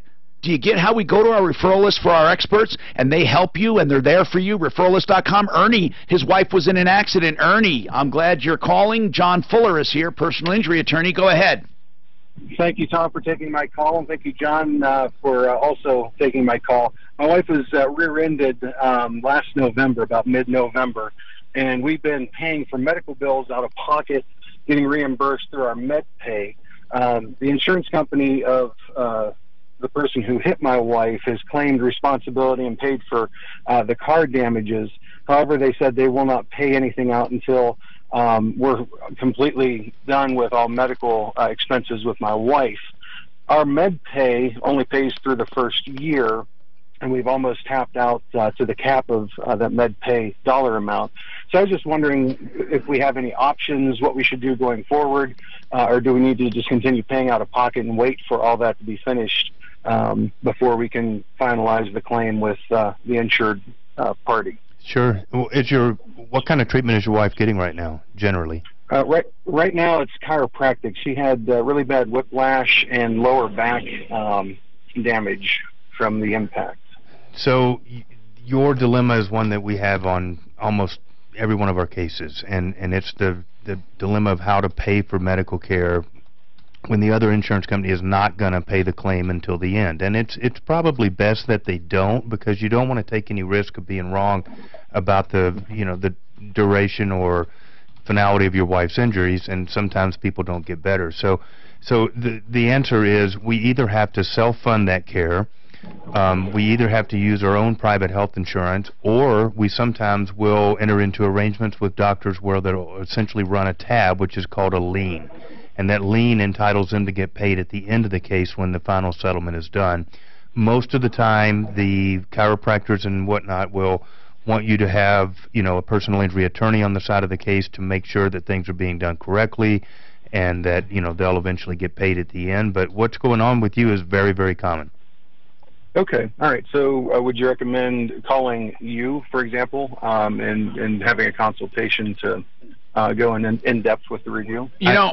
Ernie, I would. I'm serious. And Mark Major, personally, the same thing happened. His wife was in an accident. Mark, what did you and Suzanne do? You went to John. Yeah, we went to John. We basically paid our insurance company just out of pocket, and then I'll get it back by the time, eventually. But you should get a consultation. If you can do the last thing you want to do, though, right, John, is a lien unless you have to, right? Well, liens because it costs more. Yeah, ultimately probably the cost of getting care on a lien is your least desirable way to go, and it's going to cost you a little more. But if you have no other option, it's a darn good way to go because you need the care to get better. Ernie, give me a call after the show. I'd be happy to explain everything in detail and answer any of your questions. Okay. I appreciate your help. Give me your number, John. Sure, 303-597-4500.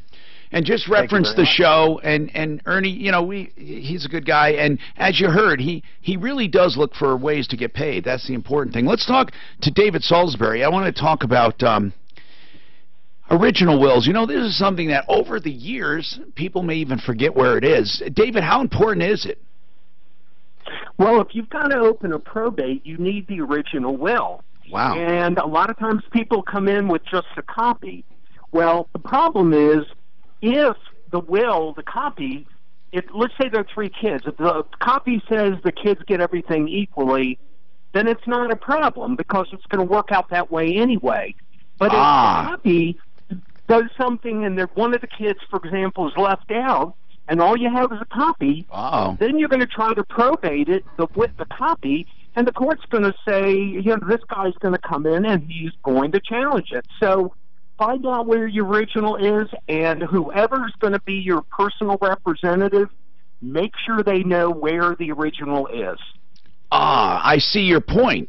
If it's going to be just hunky-dory and everybody gets everything and there's no contestability, then it doesn't matter. But it will matter if anyone at all feels slighted. And that's great advice. David Salisbury is an attorney on my referral list at referralist.com. He does wills and probates and trusts and estate planning, and he gives free consultations always. 720-493-3911. 720-493-3911.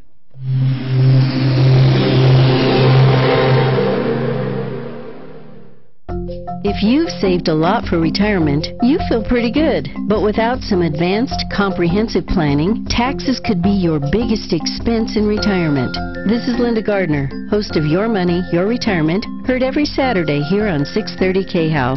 As a comprehensive retirement planner and with my background as a CPA, having practiced in taxes for more than 20 years here in Colorado, I'm always keeping an eye on taxes when we put together your retirement plan. There may be ways to save significant amounts on taxes if you know what you're doing. Why pay more than your fair share in taxes? I'm going to find out here, though. Now, whatchamacallit?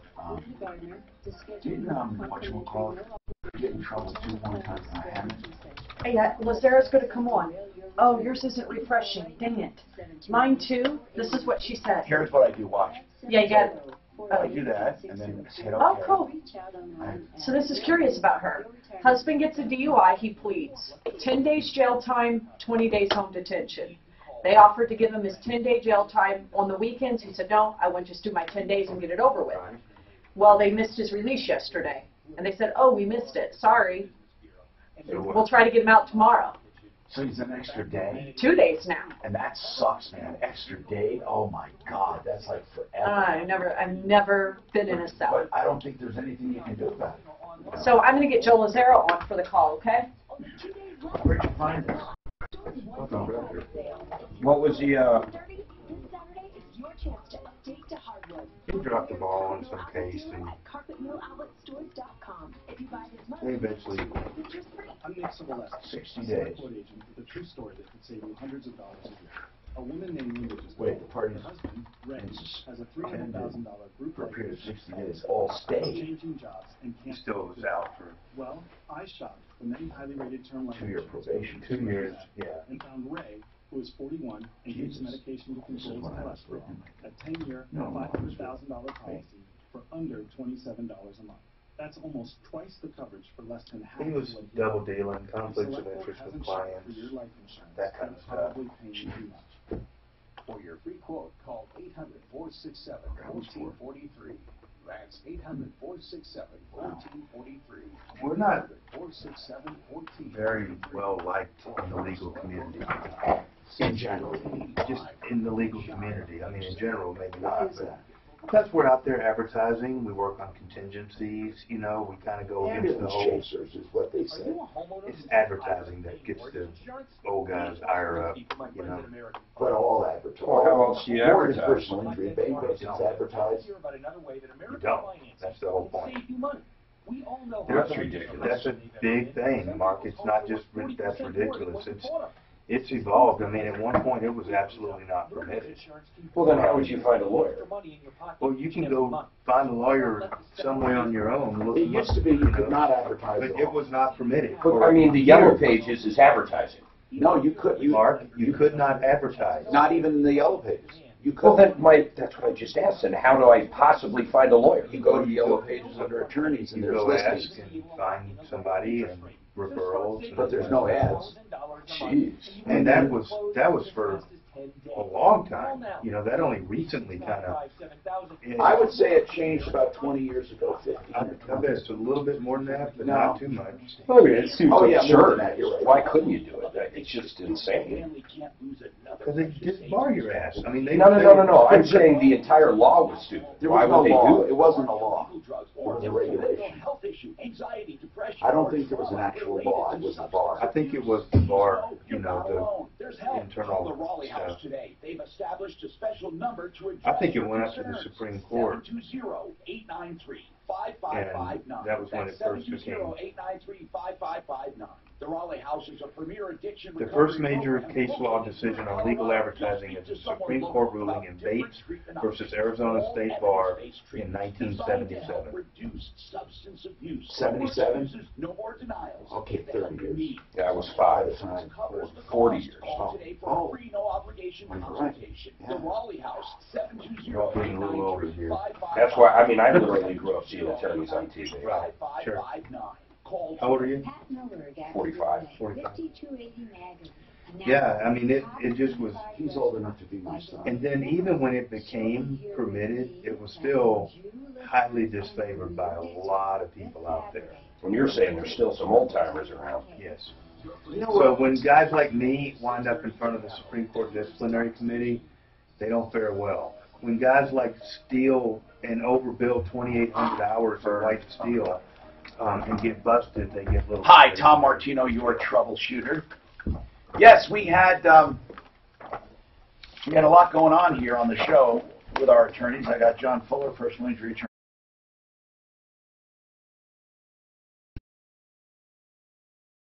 About something here that Lynn wants to ask. So hold on, Joe.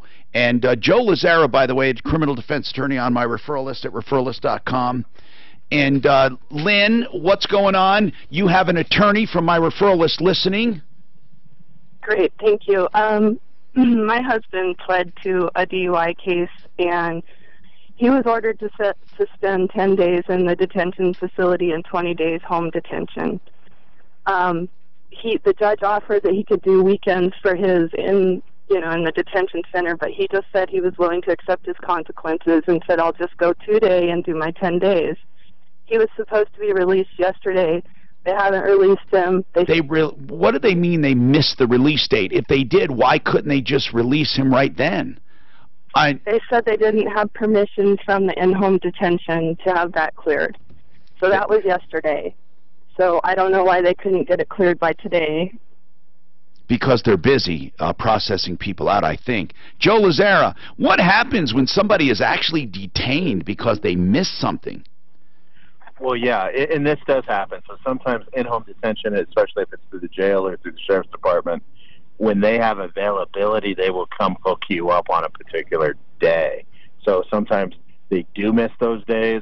And I would, once I got hooked up and ultimately released, one, I would be calling raising a little hell, not only within a home, but with a court. But once I got released, if I served extra jail time, I would ask the court to reduce that off my in-home detention sentence. Right. It's even worth more than in-home detention. I mean, what is in-home detention, by the way, Lynn? What is it? What are they going to put an ankle bracelet on him? Yes. And he was supposed to be able to work. So now he's missed out on 3 days of work, and I don't know. See, here's the problem, man. That's the problem with government. They are so immune in so many areas. But are they immune from this? I mean, if they cost a guy work, Joe, can they truly just say tough? It's unfortunate, and I think I know what jurisdiction she was talking about. Why do you think you know? Because it happens frequently. And they get around to releasing people when they get around to it, and it can take holy crap sometimes. Wait a minute. So you know people who've stayed a few days? Yes.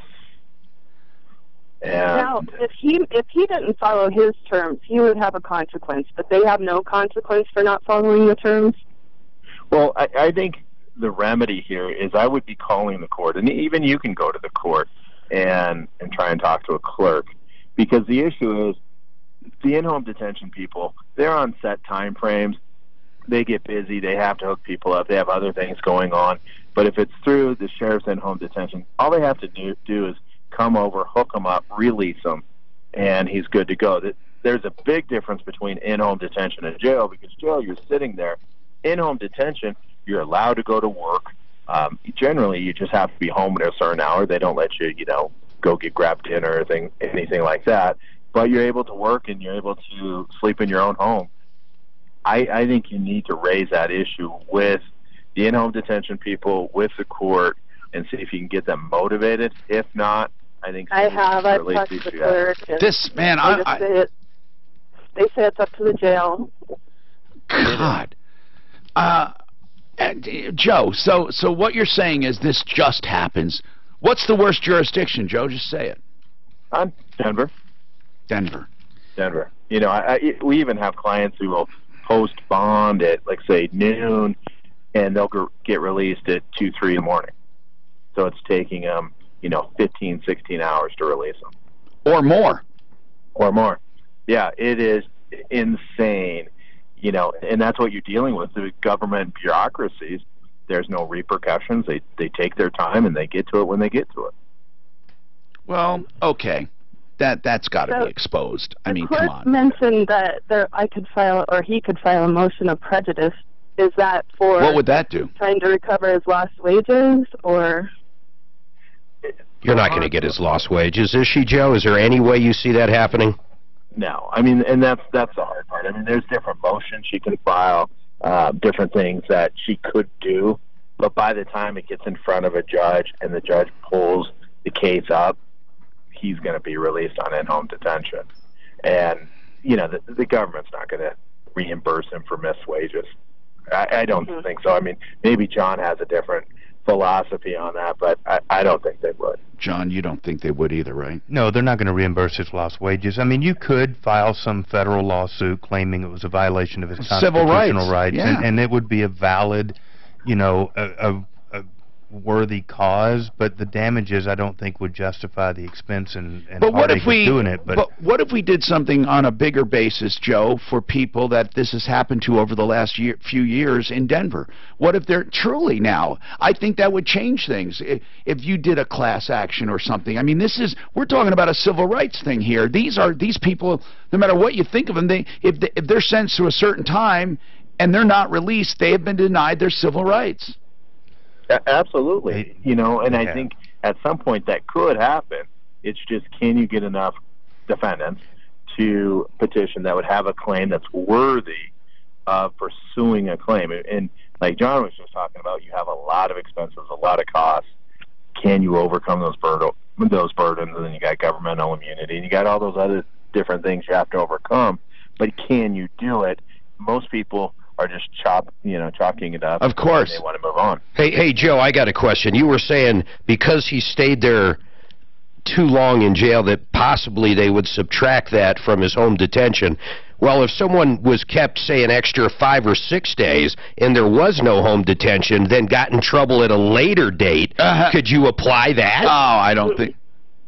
What do you think, Joe? Yeah, I mean, it depends what you got in trouble for. Hypothetically, if it was something trivial, yes. If it was something major, no. I mean, yeah, you can't store up time. Otherwise, there are people I would recommend go to jail right now to save themselves trouble. Just, go on in for a couple weeks for your future. Sorry, Lynn, that this is happening. We should look into it. 303-713-8255. Daniel, what's going on with your landlord? Oh, hi, Tom. Hi, what's happening, man? They want me out ASAP. Okay. What's the story behind that? They have property in another city they want to buy. And hold on. You're renting, right? Yeah, correct. Okay. Are you on a lease? No, sir. Okay, you're month to month. Yeah. Okay, and is it a verbal month to month, or is it a written month to month? Verbal. They have to give you 10 days notice with a verbal month to month. 10 days is it. That's it. How much did they give you? About 2 weeks. Yep. That's if I can push it. Oh, man. So what were you calling about, to see if you can stay it? No, I was wondering if there was a timeline. You answered that. Yep. And, yeah, okay, but yesterday I come home from work, and they had, the owners of the property had forced their way into the detached garage, and they had went through the inside of the house. Yeah. Did they do anything? No. They got what they want, repairs and stuff they want. Yeah, they didn't do anything wrong. You can't deny them normal access like that. If they did it too often without notice, it would be a problem. But they can do that periodically. Okay. Well, I have two teenage girls that live in the house, and one of them was home yesterday, and she thought there was an intruder to begin with. No, that's terrible. But truly, and I mean this, they are allowed in. Now, they shouldn't just come unannounced like that if there are people home. Did they knock first? No, just entered. Okay. Daniel, really, that falls under the category of what are you going to do about it? You know what I'm saying? Like, it's like, yeah, it was wrong, okay? It was technically wrong. But they do, first of all, it's not wrong if they knocked first, no one was there, and then they entered, or someone was there and they said, we need to make these repairs. What the law says is you have to have quiet, peaceful enjoyment of the premises. And you're not supposed to be subject to interruptions, continuous. But I think that you just got to give them a pass on it. There's no loss there. There's nothing that happened. So really, it's just a pain in the ass. That's all I can say. Be happy they're getting out of there. Are you going to be able to get out of there, though? That's the thing. Daniel, are you going to be able to find another place? With my two daughters and the cost of rent nowadays, no, it's going to be very tough. What are you going to do, man? Well, my kids have got pretty good friends. And holy crap! And you don't have a wife in all of this, a mom? No, I'm a single father of 3. Gosh, that's difficult. And a little rough, yeah. So let's put. How much is he paying a month? Yeah, what are you paying? About $1,050. That's cheap. What part of town? I'm in Hudson, Colorado, just north of Brighton. Well, if there's anyone listening that knows any place, you need, what, a 3-bedroom at least? Yeah, but his kids are probably in school, so they got to stay somewhat close, right? Yeah, I have one that's a senior. I'd like to keep her in the district so she can finish out the year. Well, listen, give your name and stuff to Suzanne. If you can help this family of 4, a single father, 3 kids. He was paying around $1,050. He needs a place near Hudson or around that area. Please give us a call or email us live at Troubleshooter.com. Brent Ivinson, Ideal Home Loans. I want to talk about this custom term mortgage because so many people, they have a 30-year, they've been paying on it for years. They want to get a lower rate, but they don't want to tack on they don't want to go back to 30 years, Brent. No, they don't. And why should you? You've made all that progress. You've made all those payments. And that's really where our custom term mortgage came to be. This was a product that we created as we were talking to our own clients who again and again laid out that exact scenario. Now, a new twist we're seeing on it with people is we're seeing this time of year of consolidation. You got a lot of people wanting to get rid of credit card debt. We have people combining paying off their debt and consolidating their debt with our custom term mortgage, and they're saving significantly while still staying on track to pay their house off. And all you have to do is call 303-867-7000, 303-867-7000, or idealhomeloans.com. And if you're looking for someone to help you find a new home and you want to get a mortgage there, go get pre-approved. It's like a cash deal when you go to buy. It really is. Get the pre-approval at Ideal. Also, Frank Duran, the real estate man, can help you find that property. Now, he's an expert at listing properties and getting them sold quickly, but when you go to buy, I went to buy, he finds things even before they go on the market. He has his ear to the ground. His teams can ferret out properties no one else finds out about. I'm serious. Until they go to multi-list, and sometimes it's too late. Frank Duran, therealestateman.com, 303-920-1622.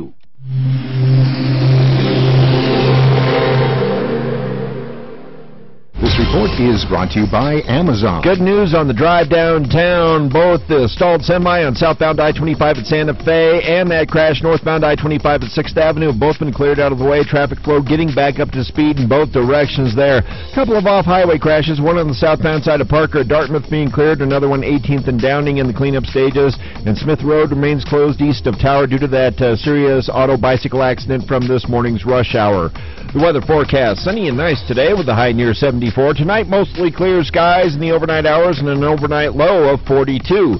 Right now, breezy and a few clouds and 70. With your traffic and weather, I'm Pete Wagner, 630 KHOW. Your chance to start earning extra money begins now. Amazon is hiring full-time associates for the night shift in Denver. Apply today at Amazon.com/DenverJobs. Amazon is an equal opportunity employer. I'm consumer advocate Tom Martino for Larson Tax Relief. I've been fighting for consumers more than 30 years in all areas of business, except when it comes to the IRS. I refer them to Larson Tax Relief. If you owe back taxes, if it's been years since you filed, these guys are the best. They're smart, they have a fantastic team of experts, and will understand your situation. Their name says it all. Larson Tax Relief. Relief from your tax debt problems. Larson will get you the absolutely best possible resolution. You won't have to worry about your wages being garnished or losing your house. Larson will get between you and the IRS. They'll save you thousands and thousands of dollars. I trust Ron and Jack Larson and their team of experts, and you can too. 844-LARSON-TAX, or check them out at LarsonTaxRelief.com. That's 844-LARSON-TAX. 844-LARSON-TAX. Larson Tax Relief is the only tax relief.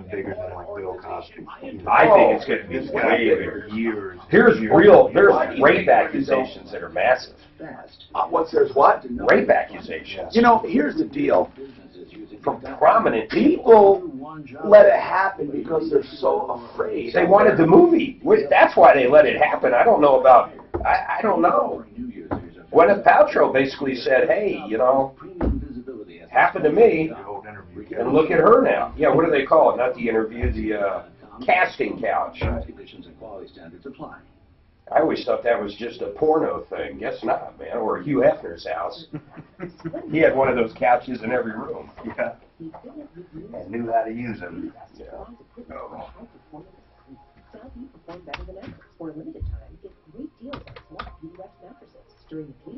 That's a pretty day outside today. Get your beauty rest at Mountain Comfort Furnishings and Design or Wi-Fi Mattress Management. Affordable interest mortgage still has rates in the mid-threes. So Kathy Crosby is singing a song to Jesus on the Today Show. Purchase your next home with only 2% down and no mortgage insurance. Take aim. Affordable interest mortgage. Why is the Today Show on right now? Is it on this late? Yeah, they have today, later today, and next day today. Tomorrow, the day before tomorrow. Without the tax deduction, take aim 720-895-0500. Call now and find out how to pay off your home faster. Save over $100,000 in excess interest that you get to keep, all without changing one penny of your spending habits. Take aim 720-895-0500. VA loans to 100% with cash out in below. You know, Kathy Lee, how old is she now? It's not just our motto, it's who we are. Get the respect you deserve. Affordable interest mortgage, 720-895. No, isn't it kind of unusual for this to be happening on Today's Show? I have no idea. I don't even know. Does she have a good voice? Oh, it's all like... That's like lip sync. No, you've got the other one up. Well, no, I know, but her voice is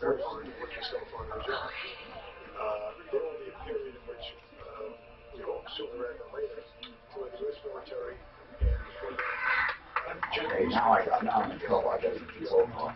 She sings like, she published like 10 CDs of like Christmas carols and shit like that. Look at her. Kathy Lee's Holiday Christmas and Jay Leno's that kind longtime of stuff. producer. That's Friday morning at 9:06 here on 630 KHOW. What a lovely woman. And her husband cheated on her. Yep. And she forgave him too, the dirty bastard. Hi. Tom Martino, you're a troubleshooter. By the way, you heard Joe Lazara, and I didn't give his number out for those who's listening as a criminal defense attorney, 303-429-6200, 303-429-6200. That was Joe Lazara. He's a criminal defense attorney. And also, when we were talking about mortgages and pre-approval, I also want to tell you that approval reverse mortgage is truly another option. But please, if you're going to get a reverse mortgage, I would only talk to approvalreverse.com and Joan Sullivan. And I'll tell you why. She's the only one that will talk you out of it if it's not good for you. Other people are being slammed into these things. They're not for everyone, okay? They eat up equity, but they're great for some people. They really are. They have some benefits. And if you're 62 or older and have equity and you want to tap that equity while you're alive, you can do it for any reason, and it's not taxable. 303-771-3528. 771-3528, approvalreverse.com. And then, of course, for regular mortgages, idealhomeloans.com. And then, we have a lot of good people on the show. I know that Kurt Rogers, he comes on the show a lot from AIM, Affordable Interest Mortgage. If you go to the referral list, you'll find some good people there. Now, we have a follow-up on that Flex spending plan. The way Flex spend is, this is how I understand Flex is different from an HSA. An HSA, and we were going to get our health insurance experts on. Where are they? Are they on? Or did you just have them talk to them?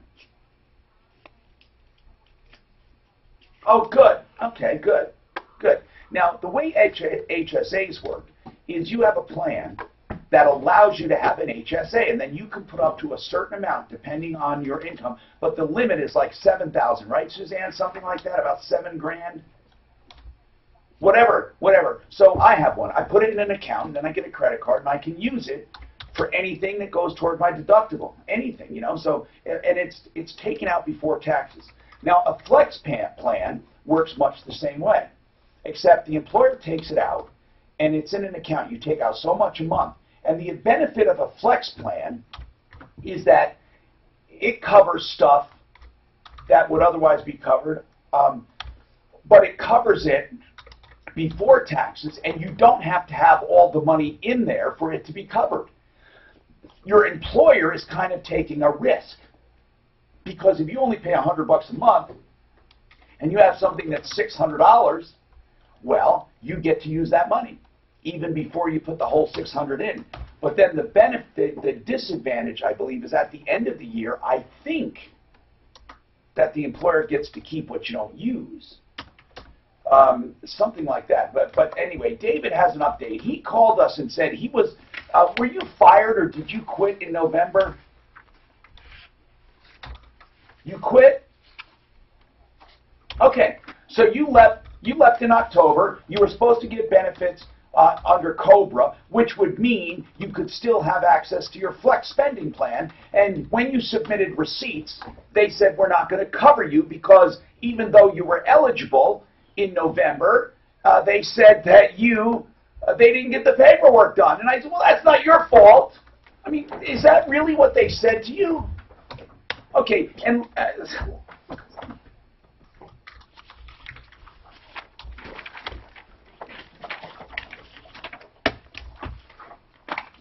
oh, man. So hold on a sec. So John Jones is with us at Integra. Oh, we're running out of time, doggone it. I wanted to try to get this done. I know we won't. I just know we won't. So hold on rather than trying. It's just ridiculous when I try to rush people. Let's revisit this. We have, of course, John Fuller with us in the studio, Fuller Law, a personal injury attorney. We'll get to all of you coming up on the Troubleshooter Show. So please stick around. And don't forget, referrallist.com for help, information, and referrals.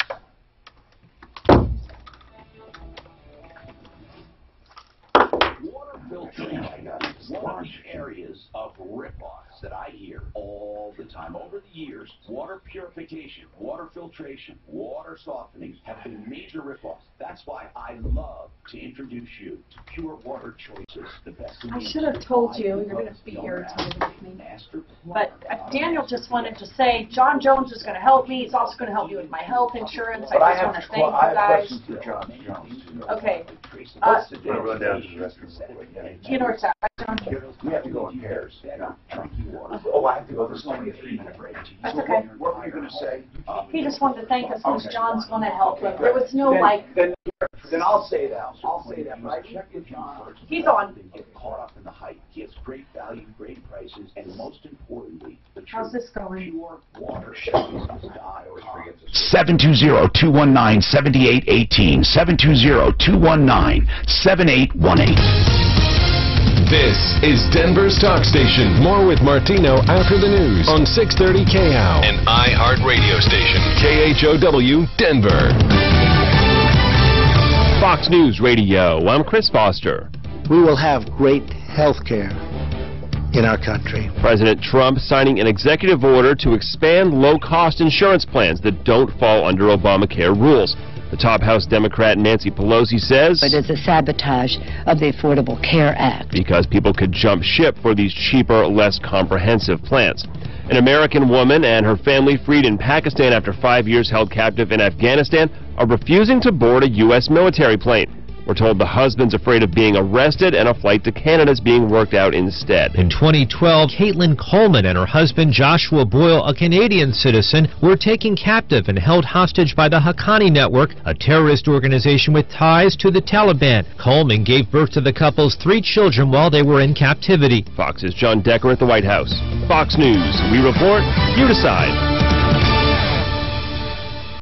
This report is brought to you by TrueCar. Sunny today with a high of 75. Tonight mostly clear and a low around 42. Tomorrow sunny with a high of 64. Saturday sunny and a high of 58. With TrueCar, you can see what others paid for the car you want so you can recognize a great deal. TrueCar users on average save over $3,000 off MSRP. For new or used cars, visit TrueCar for a more confident car buying experience. Picture your home with new windows, new siding, a new sunroom. This fall, you can save on all of them with Champion's Fall Season Super Sale. Get 30% off new Champion windows, 25% off siding and sunrooms, plus 60-month low-interest financing. Every American-made Champion window is installed using expert craftsmen and features their exclusive Comfort 365 glass. And they're covered by Champion's exclusive lifetime warranty on the frame, glass, hardware, and installation. That's why I proudly endorse Champion. Schedule online for your free in-home estimate at GetChampion.com. That's GetChampion.com. Champion's falling prices will have your energy bills falling year-round and you falling in love with your home once again. 30% off new windows, 25% off siding and sunrooms. Huge savings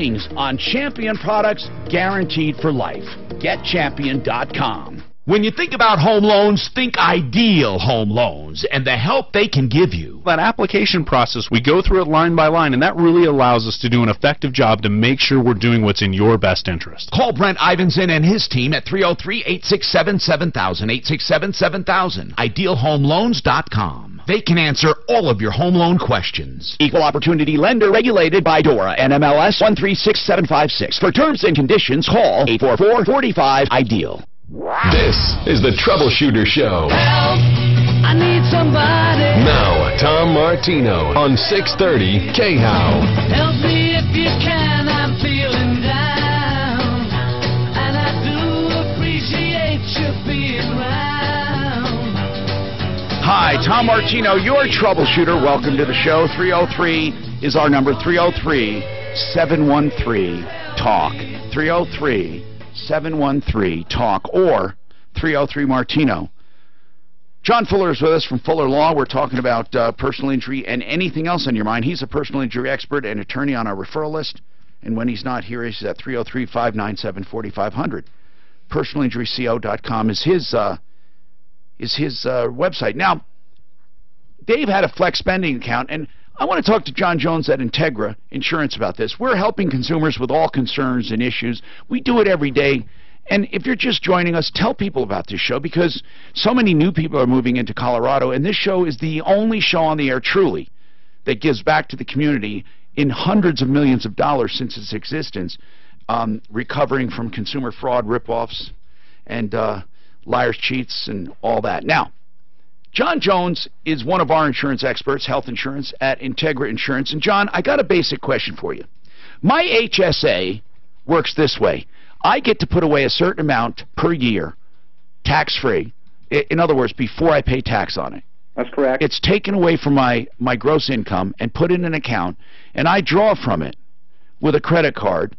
What am I allowed to pay on that? What am I allowed to pay for with that? I mean, I can't take a vacation with it. What? And who checks that? The federal government, when you go fill out your tax forms, there's a place on that front page of the tax form that actually asks how much money have you pulled out of your HSA account. So it has to be for eligible medical needs. Okay, eligible. Is it anything that would go towards your deductible? Is that how you determine it? No, it could be for, it could be your chiropractic care with some plans would never go towards your... Okay. So you could use it for chiropractic. You could use it for your prescriptions. Okay. Prescription drug coverages. All right. Now, what if you have money at the end of the year? What do you do? It rolls with you. Okay. Now, what is a flex plan, and how does a flex plan differ? Okay, with a flexible spending account, and what David has, which is, when he and I chatted... Yeah, go ahead. That FSA, that money is actually being put in, and it's a use it or lose it. Uh-huh. But at the end of the year... So it's put in by his employer. That money left over technically is no longer there. Got it. What if, though, you have a $3,000 amount predetermined, and it's broken up into 12 payments? Is that how it's done? I don't know. Are you talking to me, Tom? Yes. Is that how your flex spending is done? Let's say I'm eligible for $3,000. Is it and did they divide that by 12 months? I would assume they could do that. I'm not sure, Tom. Well, I wonder how employers contribute to it. They take it out of your pay. Yeah, they take it out of your pay and then put it into the flexible spending. Exactly. But the benefit also of a flexible spending, unlike an HSA, if I don't have money in an HSA, I can't use it. Or if I only have $100, I can only use $100. But with a flexible account, if I'm putting $100 a month away, I can use the whole $1,200 in 1 month before I make the payment. Isn't that right? That is correct. So, but that's the advantage. You get to use it before you accumulate it fully. And if you leave employment, you don't have to pay it back.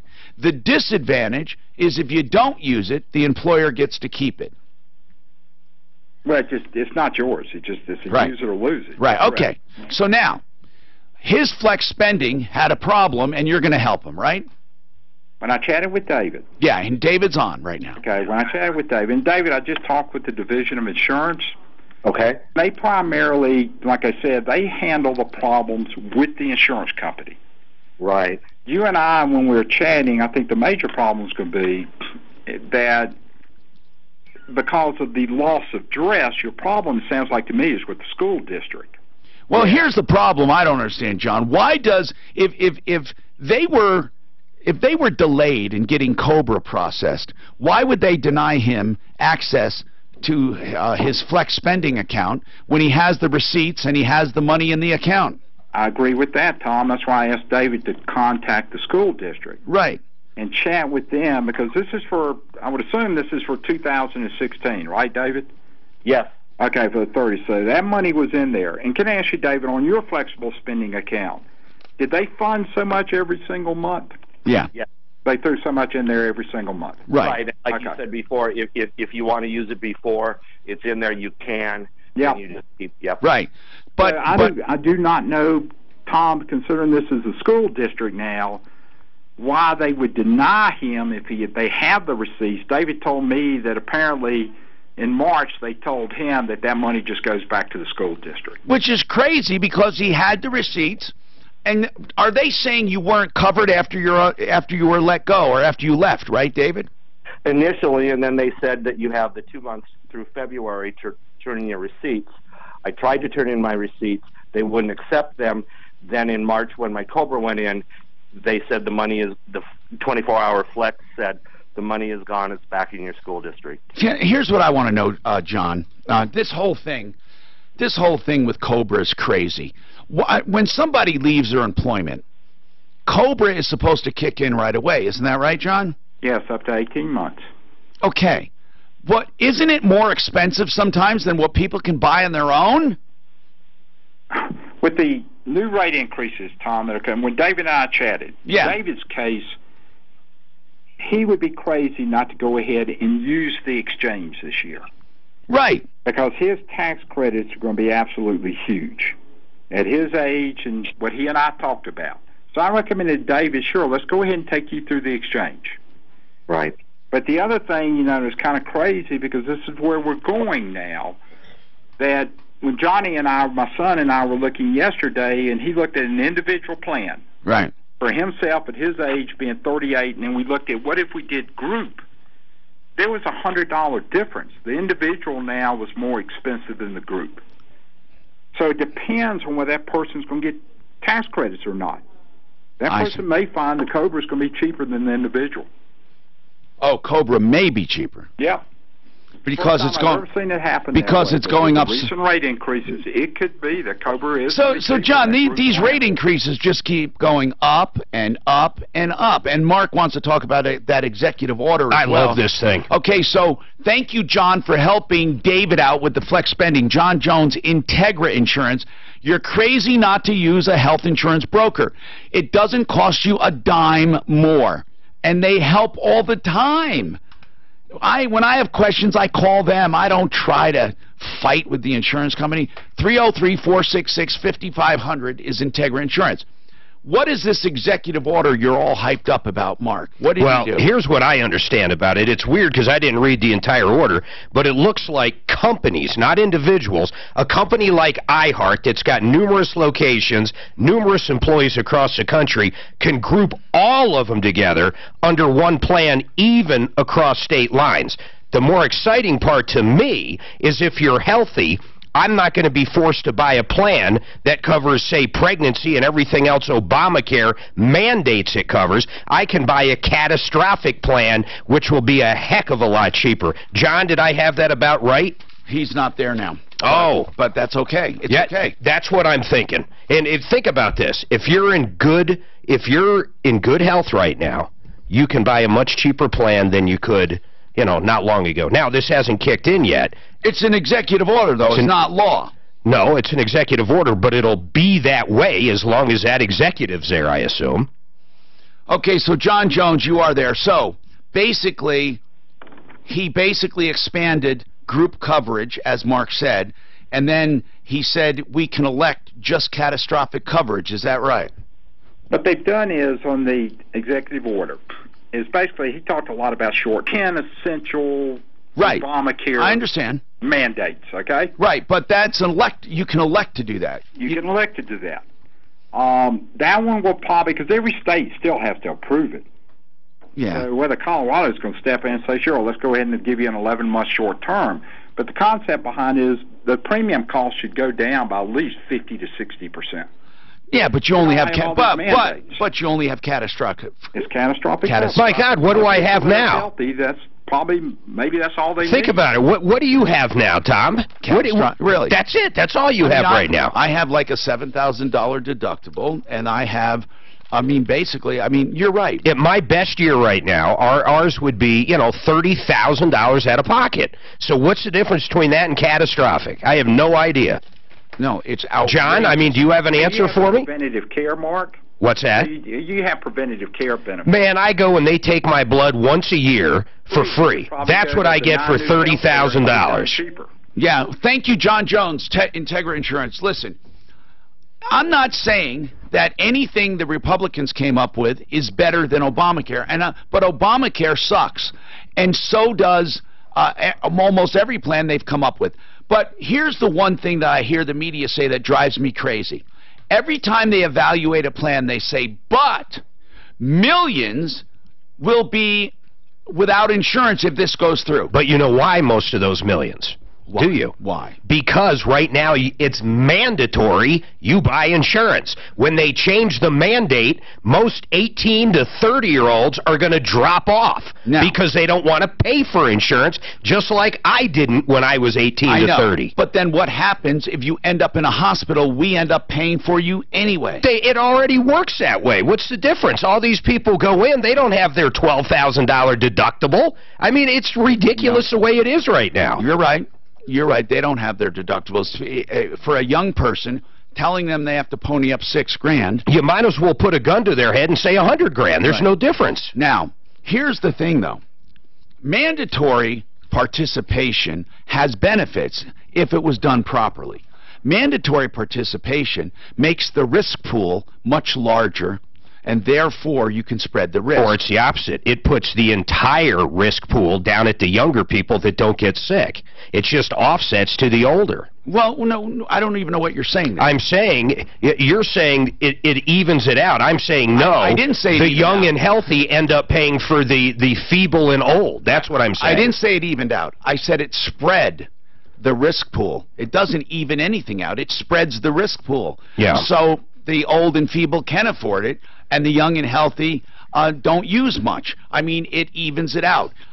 There's never going to be anything totally equal, but should we even? Okay, I mean, go ahead, John. If we had no health care, if we had no health care at all, and this is a prime consumer topic, not political, if we had no health coverage at all, and it's each and every person for themselves, I think it would be a disaster, because health insurance companies are nasty, dirty sons of you know what. How did it work before Obamacare, Tom? Well, it was terrible. If you went to the hospital and had a life injury, they'd fix you. But Mark, they couldn't turn you away. But there were people with cancer that couldn't get the treatments they needed. I'm saying this, that we need something. We can't be totally, because you can't leave it. You can't leave health insurance to the free market economy, because the health insurance providers are crooked bastards. How else can I say it? If they it's the one industry that they invented, and the only reason it's expensive is because of them themselves. They're the mafia. No, they regulated it so heavily. The government regulated it. They couldn't sell it across state lines.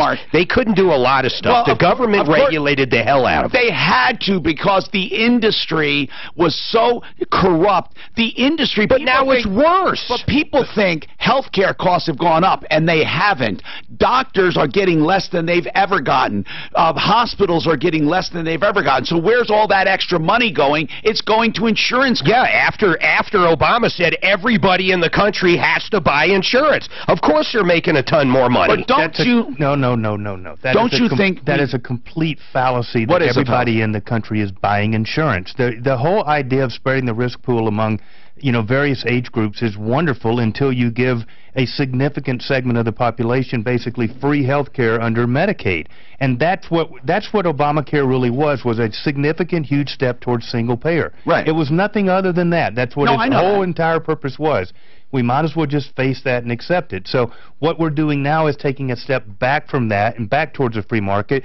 And yes, the insurance companies are as crooked as they have ever been. I'm not going to defend them. I deal with them every single day. However, we can regulate a free market to the point where they truly have to operate and compete on their own merits, and let that sucker fly. But they should require mandatory coverage. You can't do it with 30 or 40% of the population getting free health care. It's never going to work. That's not free market by definition. No, it isn't. It isn't. But if you had mandatory coverage, forget tax credits right now, mandatory participation, regulate the health insurance companies for real costs and real profits, not some ridiculous thing they make up. Do you realize that... Why do you think most of these are pulling out of different counties around the country? You think why are they pulling out? Just say why. Because they're not making money. They're going broke in these places. Completely going belly up. That's why they pull out of the market. They're not getting rich off this. That's because the government reimbursement rates are so low. Because it's because exactly what John said. How do you do something when 40% are free? Did you just hear me? It's not free. To the health care providers, and the insurance companies still get paid, but they get paid on the government reimbursement rate, which is too low. So the government creates a monster and then screws its own monster. It's got to be spread evenly and fairly, and everyone has to pay toward it. Everyone except the very, very, very indigent. Right now, it's like 40% though, Tom. It's huge. Who gets 100% free health insurance? 40% of the people get free health insurance. Or very, very little. But those 40% are making a lot of noise, and you can't just take it away from them, because they're going to say, wait a minute, I got screwed.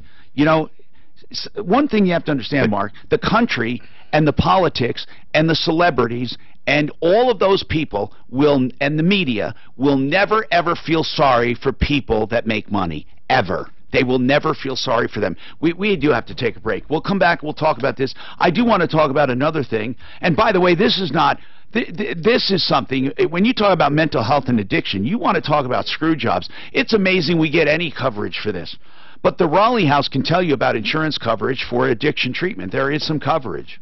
There really is. I mean, sometimes they cover a lot of it. If you have an addiction and you have any questions about treatment, I invite you to call this special line that we've established through the Raleigh House. Now, they'll answer questions about talking to an addict, about treatment options, and about the Raleigh House. But even if you're not planning to go to the Raleigh House, it's a premier addiction recovery program. It's located right here in Colorado. And you can speak to someone local about different treatment options. All evidence-based treatments are designed to help people reduce substance use. So don't have any more excuses or denials. This is one thing that absolutely will never, ever go away on its own. Please call the Raleigh House. Whether you're an addict or you have an addict in your life, they'll give you tips on getting through situation. 720-893-5559. 720-893-5559. From the L&L Heating and Air Conditioning Traffic Center. There's a few trouble spots in the highway drive in the metro area. Delays downtown, southbound I-25 slow south of the I-70 interchange, traveling down towards 6th Avenue. Northbound slow between Alameda and 6th. Westbound I-70 stop and go in the elevated portion as well. A couple of trouble spots off highway. Sheridan shut down between 52nd and I-76 due to a gas line break. Crash off highway at Broadway south of 6th Avenue. Expect delays. For more up-to-the-minute traffic updates on your route, download the new Total Traffic app powered by Traffic Karma. The weather forecast, sunny and nice today, a high of 74. Right now, a few clouds and 73. With your traffic and weather, I'm Pete Wagner, 630 KHOW. This report is brought to you by American Financing. Refinance and use your equity to consolidate your high-interest debt into one low monthly payment. Hey, it's Ross Kaminsky, and you could save hundreds of dollars a month. American Financing, 303-695-7000 or AmericanFinancing.net. NMLS 182334, regulated by the Division of Real Estate. If you're looking for a renewed kitchen, I want to direct you to Art of Granite. Mitch Floria is the owner, and the reason I mention him is he's the heart and soul of this. A Romanian immigrant, an American citizen, but he came here in 2003 with $300 in his pocket. He is so proud of what he's built. Listen, just give him a call, give him some measurements, he'll give you a price. And then you take it from there. You'll love the price, and it's always within a few $100 of the actual thing. And then you go and find the specific cabinets you want for a small markup and the materials you want for your counters. He never marks up the materials for counters. He always does it wholesale to you. He only charges for the fabrication and installation. But get this, anything he tears out and hauls away is free. And when he does the kitchen, he'll do the bathroom free at the same time. 303-386-5919. 303-386-5919. Open 7 days a week, serving the mountain communities and the entire Front Range. 303-386-5919. The website, artofgranite.net. Are you worried about your mom or dad living alone in their house? Hi, I'm Joan London. Listen, I know how difficult it is to find senior care for someone you love. That's why I recommend a free service called A Place for Mom. They are the nation's largest senior living referral service. Call A Place for Mom today. To receive free information on senior living communities in your area, call A Place for Mom at 1-800-681-0573. A Place for Mom offers free one-on-one advice from local advisors and a personalized list of senior living communities you can visit. If you have questions about senior care for your mom or dad, there's a place for answers, A Place for Mom. Call A Place for Mom in the next 10 minutes to get your free ebook on financing senior care as well as free information on senior living communities in your area. Call 1-800-681-0573. That's 1-800-681-0573. Sean Hannity. Face the truth. Today at 1. You Republicans in Washington that broke your promises, this is the net result of it. On Denver's talk station. Truth. 630 KHOW.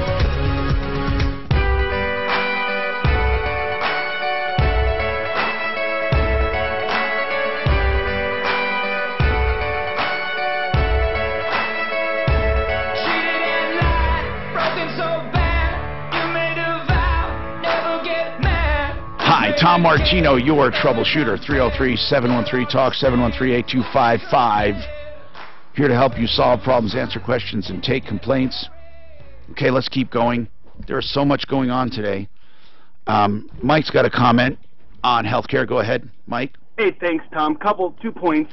My understanding is, when a person doesn't have that $6,000 deductible, doesn't that drop onto their IRS tax return until that's paid back?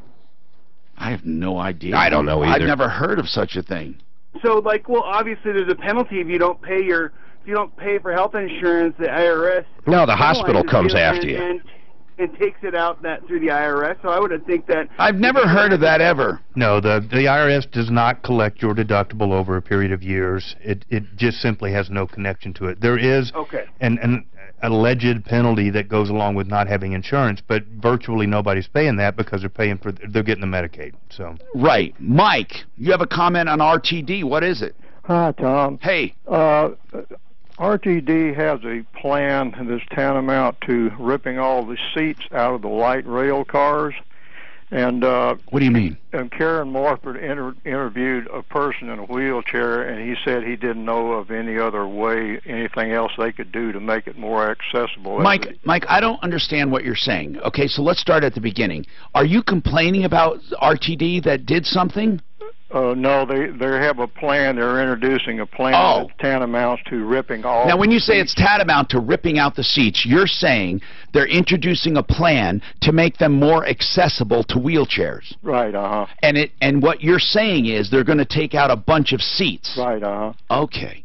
And so, how many seats are they taking? I mean, are they literally taking out most of the seats? Right. The cars are about 72 feet long, and 16 would be tantamount to all of them, probably. Well, I don't understand what you mean exactly. How many seats are they taking out of a car? They say 16 out of each car. And how many seats are in a car? I would have to just be guessing because the cars are about 72 feet long. Okay, so I don't know how many seats are in a car, but if they're taking out 16, we've always been a society of accommodating people with disabilities. Yeah. This is no different. I mean, look at these neighborhoods. Every single neighborhood in Denver, they went around and made sure there were 2 curb cuts on every single block. On every single direction, north, south, east, and west of every block has 2 curb cuts. Now, do we have that many wheelchairs in the country? I mean, I don't know how they figure it, but this is more of that same thing. I mean, what do we do? Not do it? Yeah, I don't know the answer. Yeah, I would like to see Dan and Mark get on the train at 5 Points and ride it all the way to Tech Center and just see just how much space. Do they serve cocktails on these trains? So listen, let's go do it. Mike, do you ride RTD? I've ridden it twice. Okay. And I've ridden the bus for 37 years. Are you saying that they are taking out seats to a point where it's ridiculous? Yes. Okay. I didn't know. We'll look into it. That's all I can say. I want to know if anyone else has experienced it. Go ahead, Jim. What's going on with you, Jim? Well, the least I can do, Tom, is to thank you and your program for helping me out of a problem about 2 to 3 weeks ago. What happened? I lost storage for 18 cars spontaneously, instantly, without warning, and I was a desperate man when I called your program. And what happened? Luckily, one of your listeners called from Pueblo and said, this is how I take care of storage for my classic cars down here in Pueblo. And now I have 18 cars in Pueblo. Is it the igloos? It is. Those things are wild looking. What are the igloos? They look like a bomb shelter or something. They're bunkers. Yeah, big metal or concrete bunkers. They're huge. Solid concrete bunkers, 80 feet by 26 feet. And how much were they? They were so cheap. $1,515 for the whole year. Are you kidding me? You can have your own bunker. And if you live in Pueblo, you probably need one. Holy crap. But I now have room for 24 cars. I leased 2 bunkers, and my 4 sons are deliriously happy because when I die, they know where the cars are now. That is so cool. Why did you lose your storage? Somebody bought the building and kicked out all the people. Marijuana. Yeah, it was marijuana, right? Probably. That's the rumor. Oh man, they say that all of the excess square footage in Colorado is being eaten up by marijuana Well, I growers. could never complain about it. It did wonders for me. You're not talking about the marijuana itself. You're talking about the business of marijuana. Yeah, exactly. As far as the rents and stuff. Oh, my God. My building in Denver, if it wasn't... oh, my God, it doubled. It was wonderful. It was the best thing that could have happened. And you sold it. That's right. Right. A lot of people experience that their cost of their buildings went up. They love it. Okay, now listen. We're going to have a couple lines open because I'm going to go quick. Sandy, what's happening with you, Sandy? Hi, Tom. Hi, Sandy. Well, I needed a garage door for my condo. Okay. Not the door itself, but the mechanism. Yeah. And I called American Garage Door. Okay. This was about a year ago. All right. They sent out the serviceman. The serviceman looked at it and said, yes, you need the new mechanism. So he had to go back to the office and look what he had. All right. Well, so what happened? Well, what happened is it's been a year, and now the mechanism on the ceiling is falling off. Okay? Who did it? Who did it? Well, I found out a guy by the name of Joe did it. Oh, well, okay. So Suzanne, call Joe. I mean, what I meant was, what's the name of the company? American Garage Door. Okay. Wheat Ridge. Okay. So you need them to come in and fix something that they put in a year ago. What's their warranty? Well, here's the story, Tom. The story is Joe was caught stealing, and they have no record of that money going back in. They see the record. So American Garage. Let me get it straight. American Garage Door came to your house a year ago, and a guy named Joe did some work. Is that right? Right. And Joe probably kept the money that you paid. Is that right? How did you pay Joe? A check. Okay, so you paid Joe a check, and he probably, they're saying, forged it and kept the money. Is that right?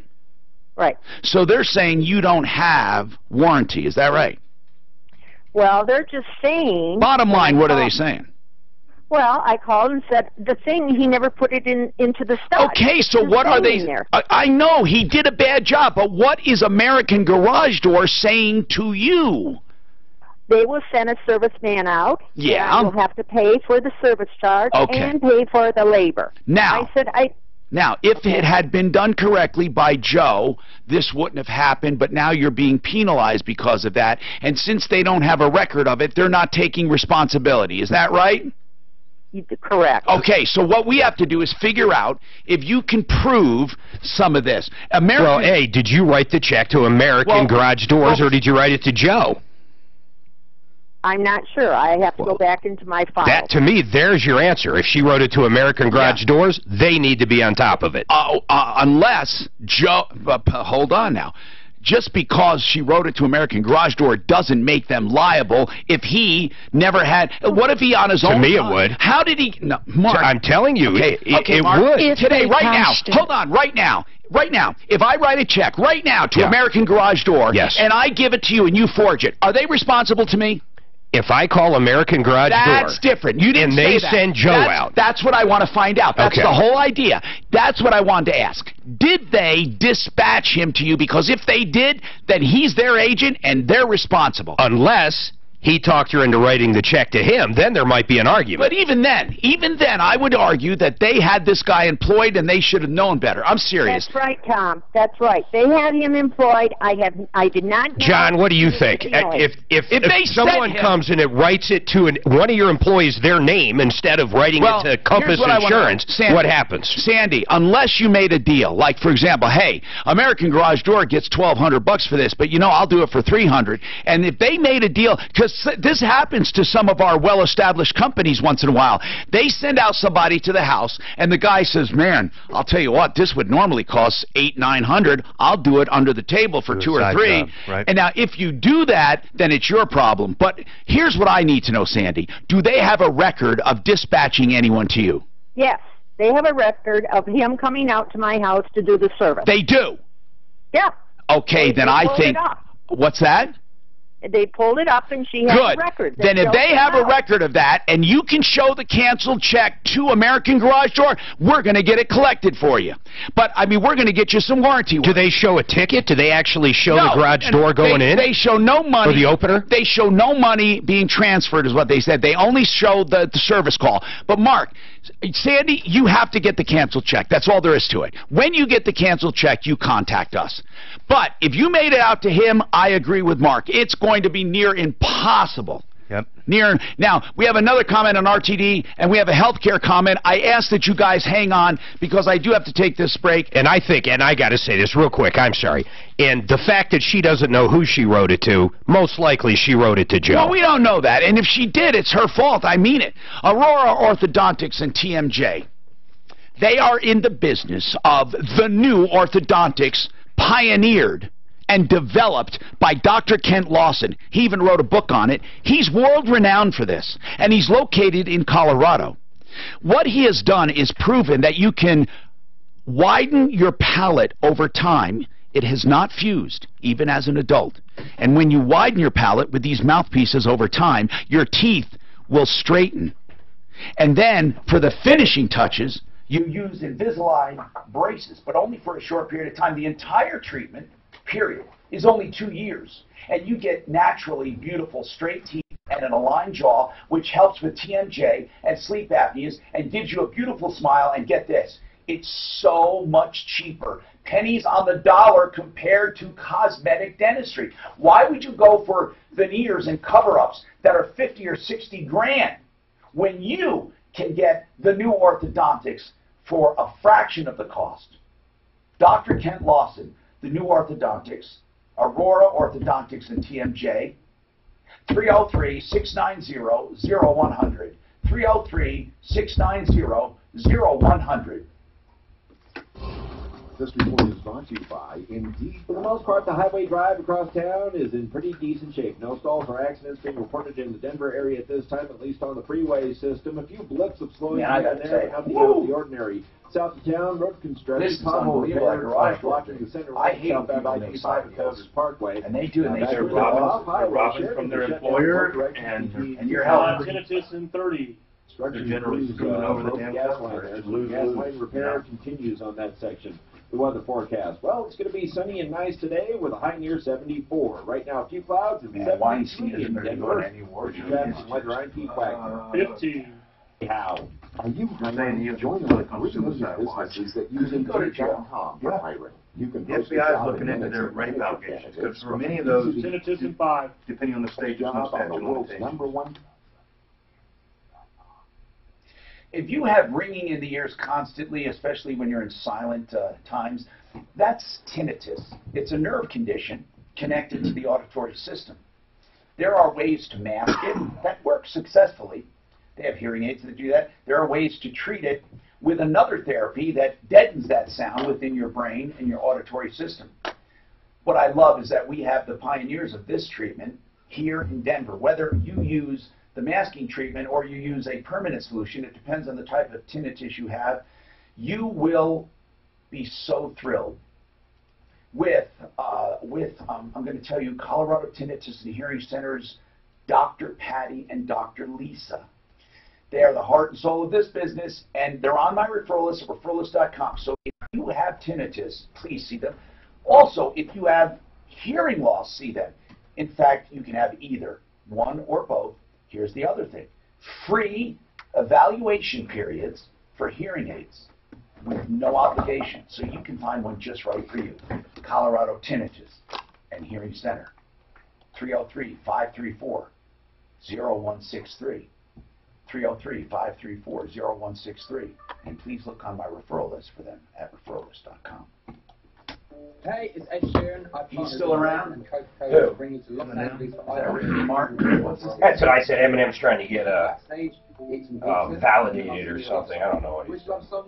Oh, I love song. Relevant? He is relevant. Enter, go to amaze.com. Is he? He never went away. Every donation benefits Red and the fight to end AIDS. I'm talking about Ricky Martin. Enter now, and Coca-Cola will also... Well, Ricky Martin's dead. $2 million. I'll see you soon. Maybe his dad died. His is dead. No, Ricky Martin. You're thinking about... You know what? We're thinking of the same person now, the Canadian. He was have Tom was the oldest guy at the Ricky Martin conference. That was for sure. I had to go to Mortgage Straight Radio show. Sure you did. Now Ricky Martin came out.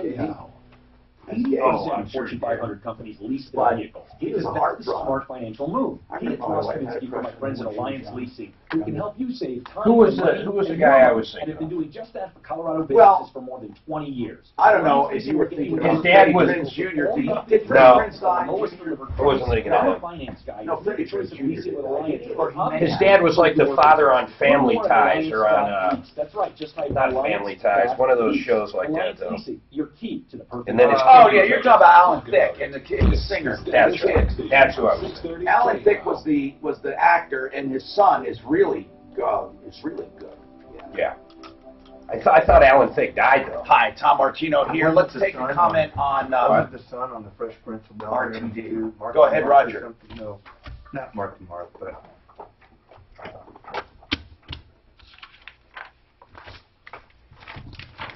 What was it? What are they doing to accommodate wheelchairs?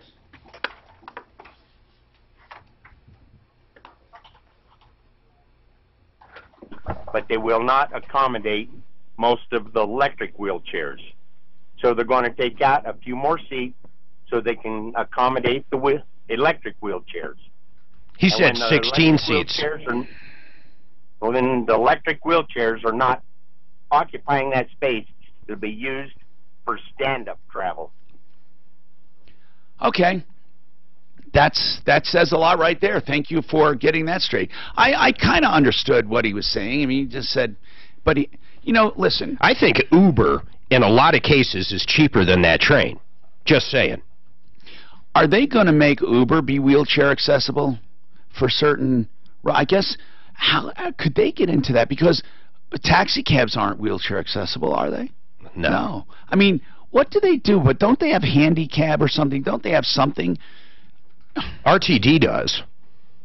I just wonder, we say, they're going overboard for wheelchairs and handicap spots and ramps, but I guess if you're in a wheelchair, you realize... Well, in automotive, I had a lot of customers thinking back on it that were in wheelchairs that I saw all the time. Jeff has a healthcare comment. God, I just wish I had an answer to the healthcare dilemma. Go ahead, Jeff. It's a simple deal. What is it? Anything under $1 for sale, you put 10 cents on it. Straight 10 cents. Anything over $1, 20 cents on every dollar, no matter rich or poor. Oh, you mean tax? Absolutely, and it just goes for health care. Well, so you're talking about a health care tax, single payer.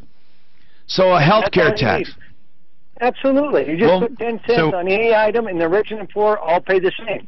The rich are going to pay a lot more because they're going to buy high-dollar cars, where the mediocres are going to pay another. But 10 or 20 cents on every dollar. And then when you have health care, though, you understand with a single-payer, government-funded health care, there are going to be times that you're going to be denied things, and not everything is going to be available to everyone. Well, it's just like in Canada. You look at what's in Canada.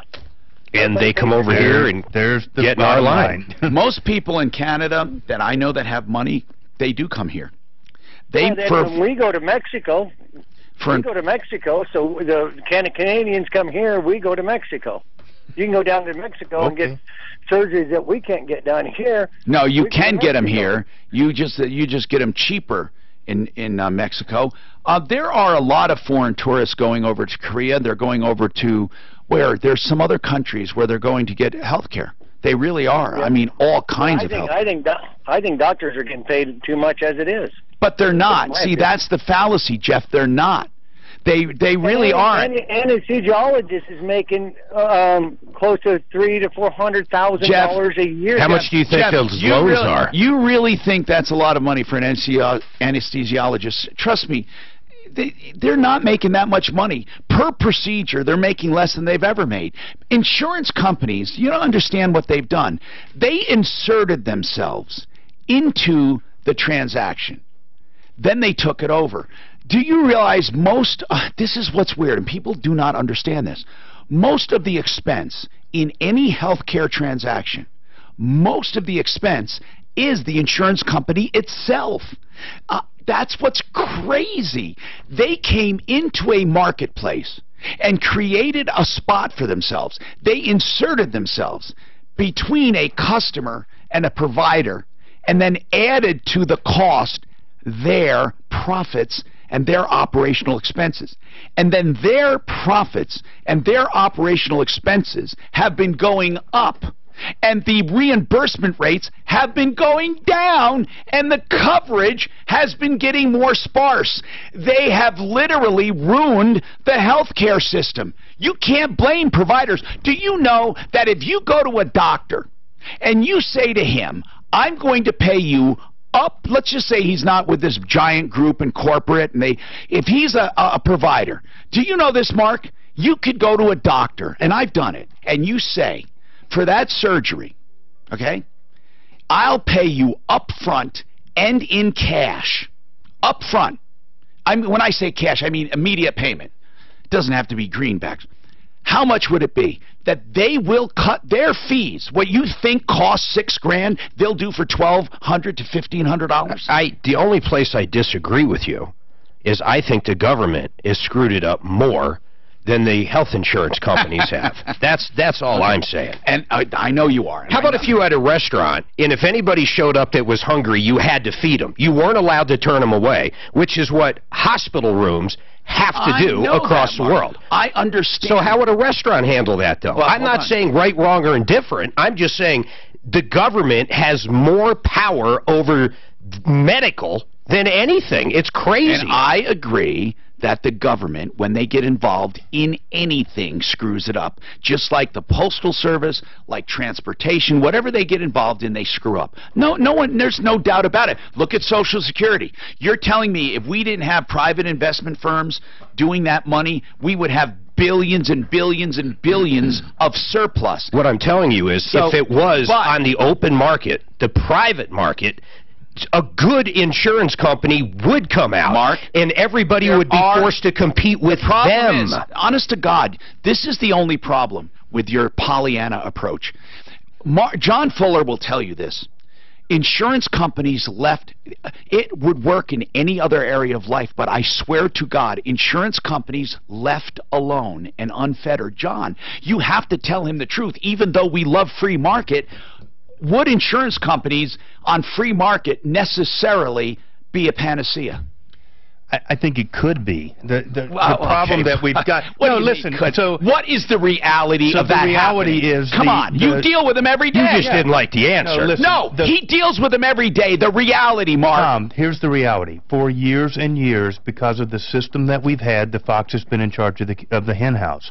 And so we've got insurance companies that are dictating policy, and it's really not been a free market environment because they've been able to get preferential legislation in place that's allowed them to take advantage in the marketplace. A truly free market environment of health insurance, I believe, would reintroduce competition back into it and make the people in charge of who really succeeds the best. It'd be a true free market type opportunity. I have to take this break. All I'm saying is I love free market. I love it. But with healthcare and health insurance companies, because of the corrupt nature of the business, you're asking people to pay out of a fund they don't want to let go of, and then we're paying into it, and it's the only industry where you pay for it, because if you don't, you're screwed, and if you pay for it and then use it, they punish you for it. I swear it's the most ridiculous industry I've ever seen.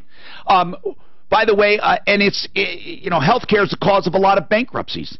And that's a transition to Wink and Wink. I hope you never need Wink and Wink. But you know that most of their bankruptcies are from medical problems and massive medical problems. WinkandWink.com if you need a fresh start for any reason. 303-410-1720. And then let's also talk about Rocky's Autos at 63rd and Federal. If you're looking for a used car, truck, SUV, or van, Rocky's. Not only do they have a vast variety when it comes to the makes and models and price ranges, they have a variety of colors. They have a variety of financing. That's right. You get to choose financing, and you get to choose also the make, model, brand, car, and they have it all. 63rd and Federal, Monday through Saturday, 9 to 8. 303-426-4646.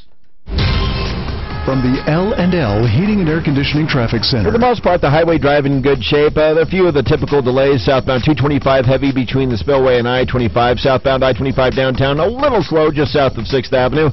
Both directions of I-70 slow on the approach to Brighton Boulevard, and westbound I-270 slow on the approach to Vasquez. Nothing out of the ordinary there. The weather forecast: sunny and nice today with a high near 74. Tonight, mostly clear skies overnight with a low of 42. Tomorrow, sunny once again, a bit cooler though, a high of only 64. Right now we got a few clouds above in the Mile High City and it's 73. With your traffic and weather, I'm Pete Wagner, 630 KHOW. This report is brought to you by Stifel. As you navigate traffic, let Stifel navigate your financial future. Count on Stifel to deliver sound investment advice. Their commitment to you for 125 years. Log on to stifel.com for a Stifel financial advisor. Stifel, wealth management and investment banking. Hey, so many people are used to everything being taken care of for them. When you let your kids fly the coop and they have an automobile, you better send them to Pro Auto Care because he's a car nanny. What I mean by that is, seriously, I mean this. I used to harp on getting oil changes, getting things done on time. Nobody keeps track of their cars anymore. So this is what Pro Auto Care does. They take care of you. And they keep track of your car as if it's their own, as if you're a son or a daughter. They'll call you, they'll email you, and they'll let you know when things are due, what you need done, when you should have it done, and all you do is leave it in their hands. They keep full records, so when you go to sell the car, you can show all of the servicing. What a wonderful place. And you know what? In between each one, you have a 36,000-mile warranty on most repairs and roadside assistance. So virtually, you're always under cover when it comes to Pro Auto Care. Your car nannies. 303-PRO-AUTO. 303-PRO-AUTO.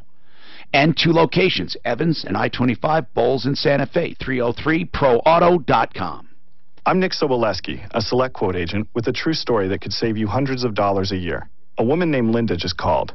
Her husband, Ray, has a $300,000 group life insurance policy, but is changing jobs and can't take it with him.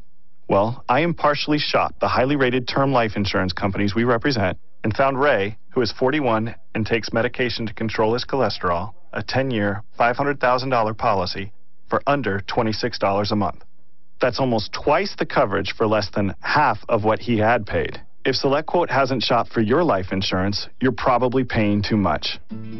For your free quote, call 1-800-413-1570. That's 1-800-413-1570. 1-800-413-1570. Or go to SelectQuote.com. We shop.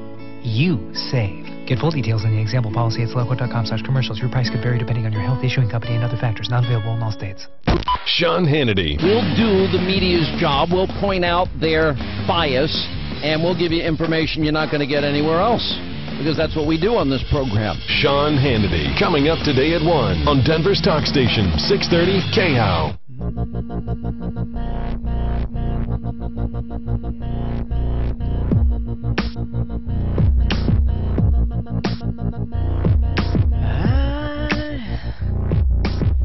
Hi, Tom Martino, your troubleshooter. Carrie, go ahead. What's going on, Carrie? Hey, I just heard you talking about health insurance. God, we wish we had answers. We could do an 8-hour-a-day show on health Go ahead, insurance. Carrie. What's your answer? Well, it's just a question. Actually, I told Suzanne when I don't turn off your show soon enough, Sean Hannity comes on. And I'm not a fan, but he did have a Josh Umber who does like a insurance co-op. It's kind of run, if anybody knows about like Banfield pet hospitals, where you just pay so much a month, and then you can make as many visits as you need to, and a lot of things are included. What does Kaiser do, basically? What is Kaiser? What is it? I like Kaiser. It started. I do too, but now, I'm not part I will say this. It started out as a co-op. I know where John was going. If you're in an accident and you've got to deal with Kaiser, it's a nightmare. Why? It's just everything's a pain because they own the doctors, they own everything. They're the insurance company and their provider, which is unlike anything else. Yes, that's very But true. I think it's a good model if you think about it. If the co-op, if the insured owns a part of it, that would be a good thing. Well, you pay like a monthly fee. You can look it up. If you just Google Josh Umber, it's UMBEHR, or Insurance Co-op and Hannity. And it'll give you some good information. But I looked it up actually a while back, and there are some doctors in town who belong to that sort of co-op. And, you know, that way that catastrophic plan on the side would work for you. And these are like $50 a month. Maybe for an adult it says anywhere from $10 to $100 a month. You know, if you had giant regional HMOs or co-ops and everyone belonged and owned a part, and they were rewarded for healthy living and for wellness, you could have free market economy start to where you'd have these regional companies competing with each other for people, bragging about how their people live longer and are healthier, and they would stress wellness. I think you'd have something there. I think we could have a system where truly they would try to compete, and you wouldn't have the evils of the insurance, John, if they owned a part of it and they were insured by it and they own the providers. That would be a cool model. It may well be a great model, but what I just want to warn your listeners, what we have right now, as much as I gripe about Kaiser is hands down better than any of these cost-sharing groups that are out there right now. When my clients that are covered by those groups, many of them religiously based, they have terrible coverage when we have very legitimate long-term medical needs. Well, I'm not talking about Kaiser exactly. I know, but if as much as I don't care for the Kaiser model for the same reasons, those are not a safer alternative to insure your family with. And so you mean now? Right now, I'm not, right. Yeah, but I'm talking about what things could be. Those are closer to the model you just described, which is to incentivize healthy living and having a much healthier. If they were owned by the policy holders, right? Hey, Chris. Go ahead. Hey, what's going on, Tom? Hey, so I got a couple of kudos for you. Go ahead. First of all, I'm going to thank you guys. I've learned a lot from listening to your show. I'm actually moving home back to New York to be with family, but I listen to you guys every day. You can still listen there on YouTube and Facebook and on iHeart. Well, I will do that for Good. sure. And I'll call in every once in a while. And the other thing is, I'm using Frank Duran, and that guy is on the ball. He's helping me out with the sale of my house. And every time I have a question, he's on it. He answers it no matter what time of the day it is. And you think you're his only customer, for goodness sakes. Yeah, I'm surprised he's got all those customers, and he still remembers your first name. I no know. matter what time you call him. Wonderful guy. I'm glad you called to tell us. So, anyone else, or was that it? Actually, he gave me a reference to Accounting for Success as well. Good. And those guys, they had a ton of information to give me. And they're helping me out a lot. Good. Thank you, Chris. And have a great time in New York. By the way, Chris, what part of New York are you going? We're moving back to Rochester, New York. Okay. I was from that area, just south of Albany on the Hudson River there. I was part of that whole Catskill Mountain area. Hey, Matt, what's happening? What's going on? Me and my wife bought some property over in Delta County. Yes. And, the title company guaranteed access. But the neighbors... Now, what do you mean, hold on, what do you mean the title company guaranteed access? I don't understand that. Well, there's a shared private drive, I guess is what the county is calling it. Okay. And one of the neighbors has been giving me a hard time about it, saying that there is no access. Is it an listen, I don't know who to go It is, well, okay, I can help you. It is what it is. Is it an easement recorded? Yes. Then if it's a recorded easement, you have to go and find it. And we have to read it. Okay. No, and I'm serious. So you go to the county and you say, I need to see the recorded easement for this driveway. And you ask the title company or you ask a real estate person and you get a copy of that recorded easement. That's what you do first before I can do anything. If you can't find it, then we have to have a discussion. iHeartRadio. All your favorite music, all your favorite stations, all free. And now, with football season in full swing, let's be honest, most of your week is focused on your fantasy team or teams. No reason to leave the iHeartRadio app, because now we have the Fantasy Sports Radio Network. 24/7 interactive fantasy talk and advice so you can dominate your league. Get your fantasy football fix right on the app. Fantasy Sports Radio Network. iHeartRadio.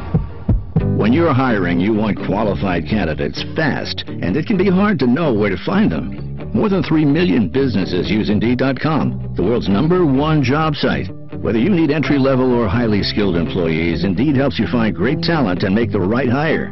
Indeed is offering new users a $50 credit to give their first job post premium visibility as a sponsored job. Redeem this offer at Indeed.com/promo. That's Indeed.com/promo. Terms, conditions, and quality standards apply. Hey, it's Ed Sheeran. I've partnered with Red and Coca-Cola to bring you to Los Angeles for iHeartRadio's Jingle Ball on World AIDS Day. We'll hang backstage, eat some pizza, and then I'll sing you a love song. Which love song? Our love song. To enter, go to amaze.com/jingleball now. Every donation benefits Red and the fight to end AIDS. Enter now, and Coca-Cola will also match every dollar raised up to $2 million. I'll see you soon. Go to omaze.com/jingleball to meet Ed Sheeran. This is Denver's Talk Station, 630 KHOW, an iHeart radio station with Ross Kaminsky mornings, Michael Brown afternoons, KHOW Denver. Fox